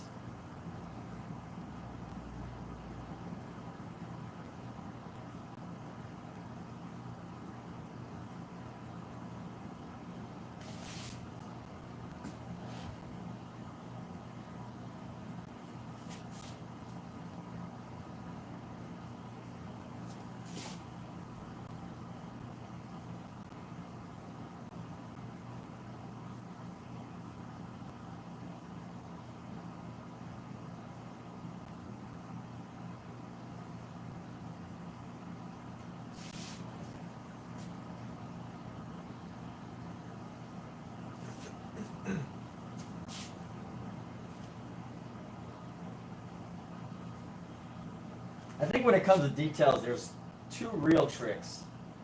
Adding so much detail that people don't notice the issues, or adding tons and tons of details up front, you know, like right in the front of the painting, or wherever you want people's attention to go, and then, you know, leaving the rest up to people's imaginations.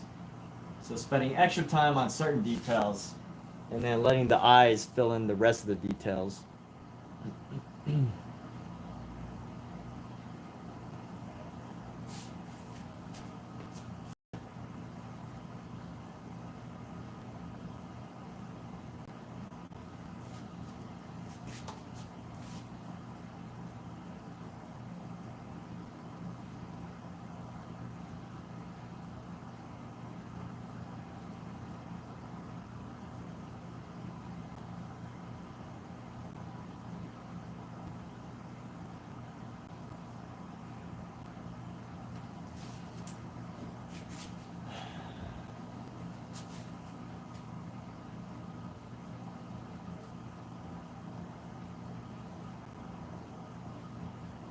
Alexa, what time is it?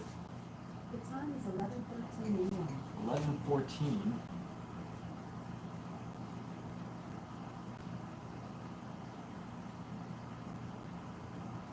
Actually bring a little bit of her shadow down. Bring some more of her shadow also down a little bit.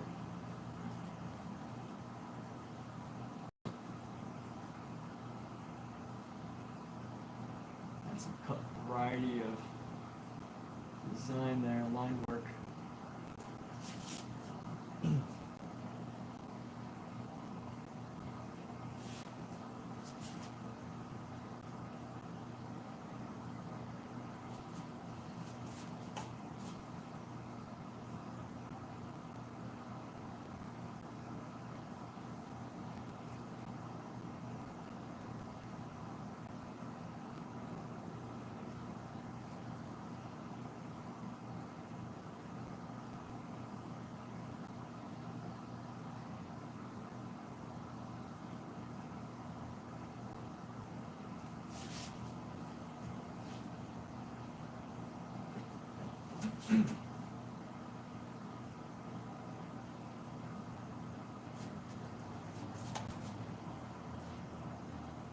Let's see, I can add a lot more shadow into here.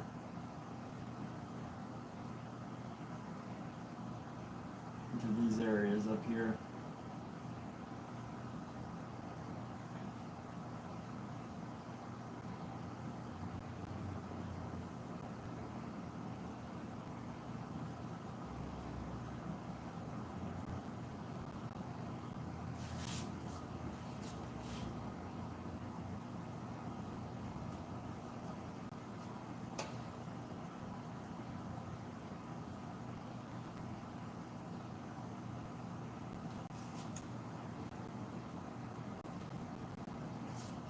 Let's go like this, grab our white.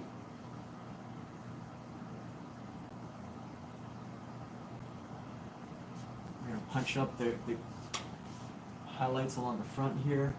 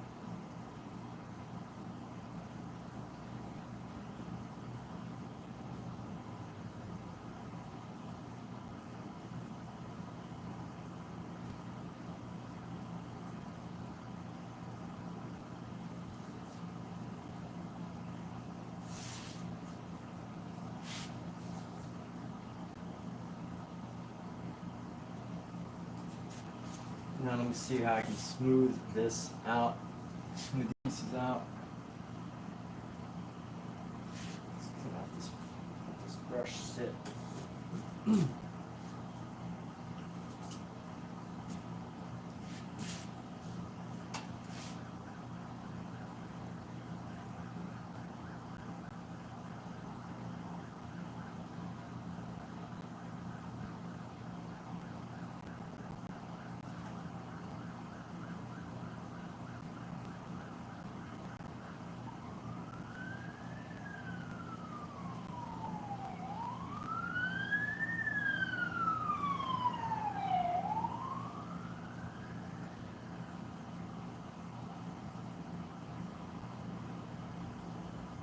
I like the transitions, but I don't want them to be, I don't want these transitions to be too harsh.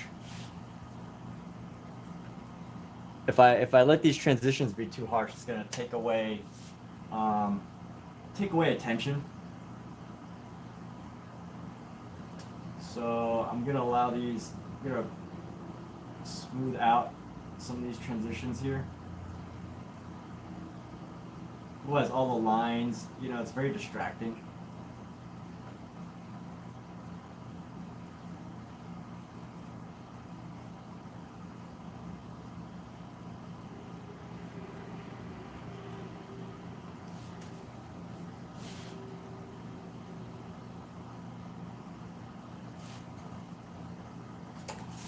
Let's actually put this down a little bit more.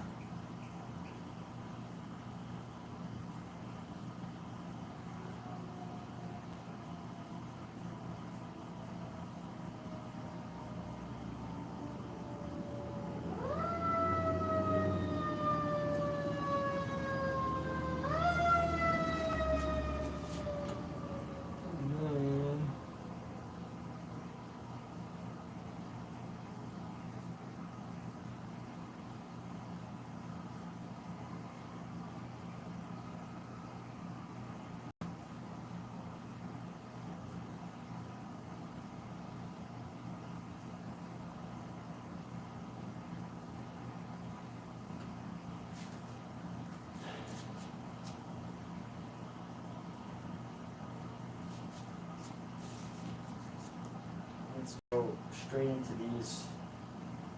Actually, no, clean this brush off.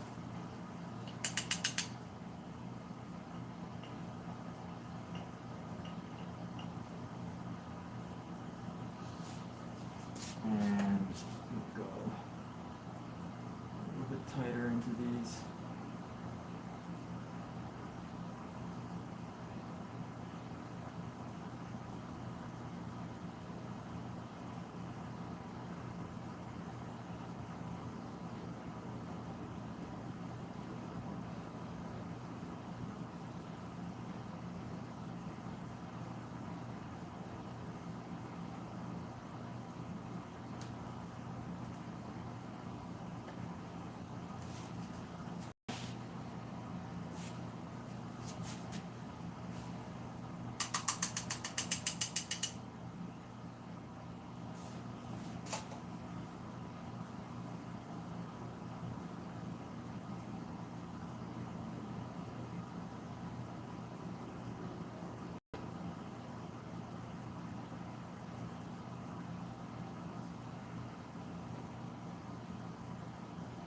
Kind of thin out these lines before I'm going to go over them again.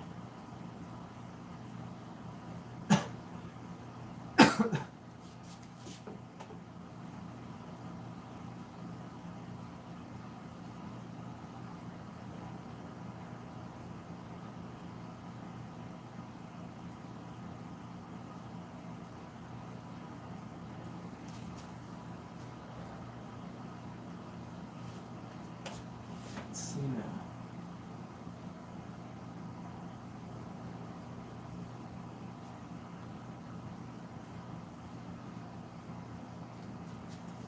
All right.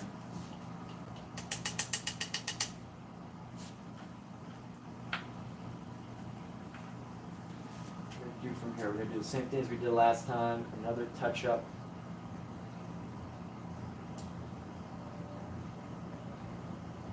Of this line work detail. So what color should we use for that? We should use a nice deep color, really nice deep gray. Just gonna touch up these lines again. Knowing that when we do,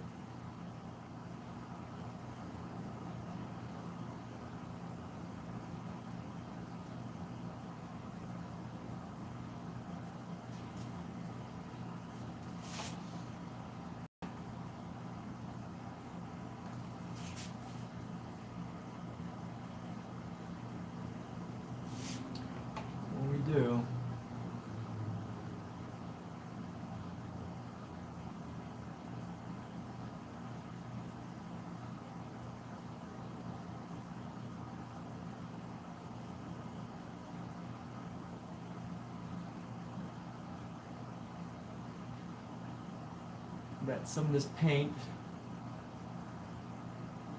is going to come off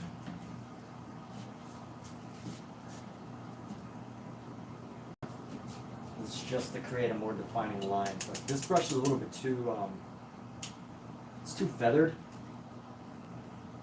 It's a little too feathered, so I shouldn't be using this brush. But this might be a good brush. I need a brush that's a little bit rigid, but not too rigid. And how do I find that just the perfect brush? Rigid, but not too rigid. Able to create lines, but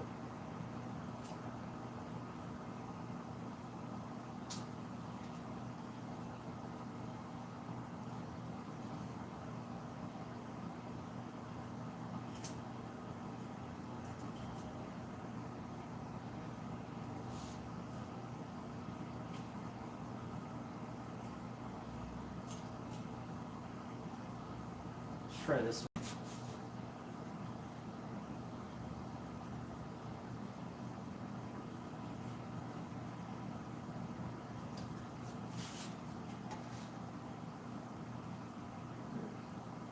Down here.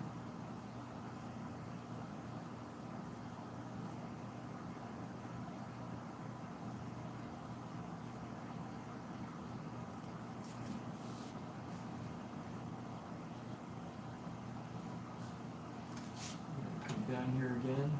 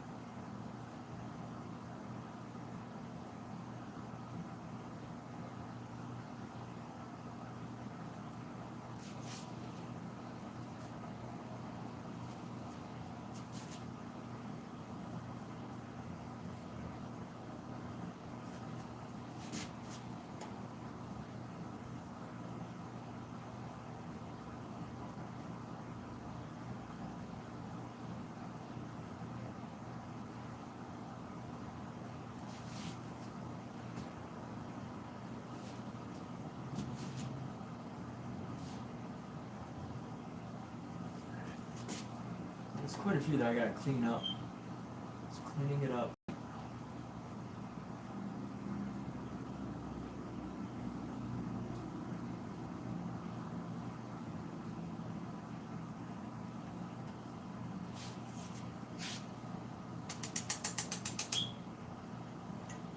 And it'd be another brush that could be better. Let's see.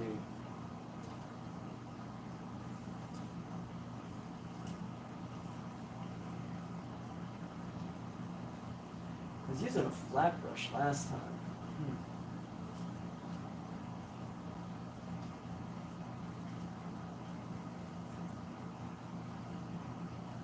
Maybe this one might work. I mean, they all work. It's just, what is the effect that you're trying to get? So, I want to get this nice flat look.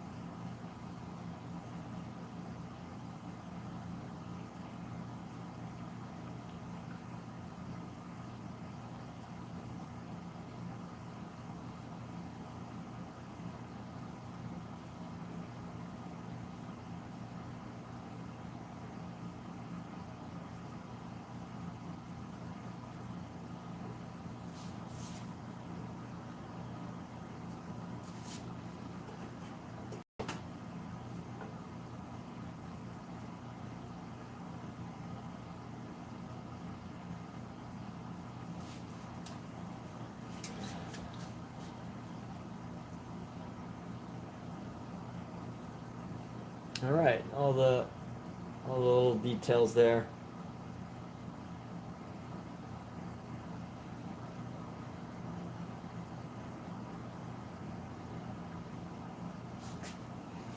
And I think right now is about a good time for a little break.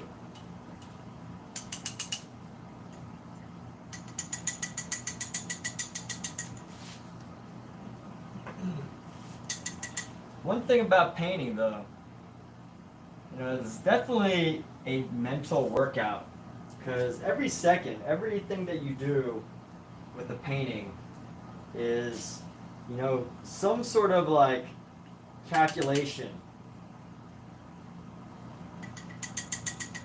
Whether it be, calculating the right color, calculating what to do next, calculating, and I'm saying calculating because I don't have a better word for it, but like, making a decision, right?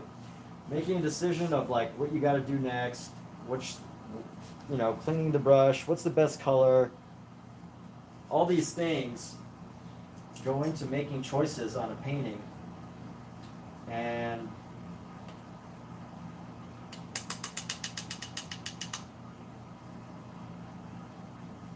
if you don't, Alexa, what time is it? It's 11:31 a.m. Did that answer your question? Alexa, yes. Great, thank you.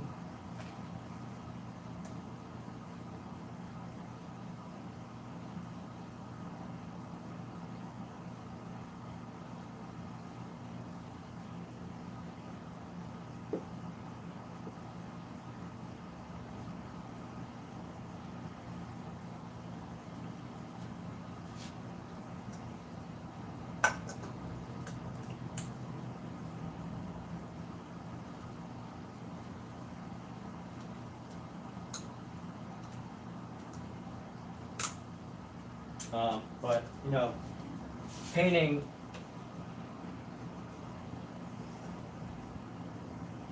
it is definitely a lot of there's a lot of mental activity that can be a little tiring. Because it's like, you're thinking colors, you're mixing colors. And that's why having like a good process in place is really handy. Having a good system for painting, which is why, the traditional methods are probably so popular, because you get great results and it's very efficient. And by traditional methods, I mean the original traditional method of just sketching a painting or sketching everything out and then painting on top of it. Whereas, this, how I painted it, I do lots of like modifications, I do a lot of changes, a lot of different things. But with that said, still got a lot of work over here to do. A lot of the work has been, kind of like emanated outward from this central area. And, this is the main area of focus as well. But with this, I have some more details that I got to throw into here. However, we seem to be making some good progress. So with that, we're going to come back a little later. Thank you. Amusement says it's looking good. So the ultimate official of officials, which means we're good. All right, so we'll be back a little later. Hey, take care, everyone. Goodbye.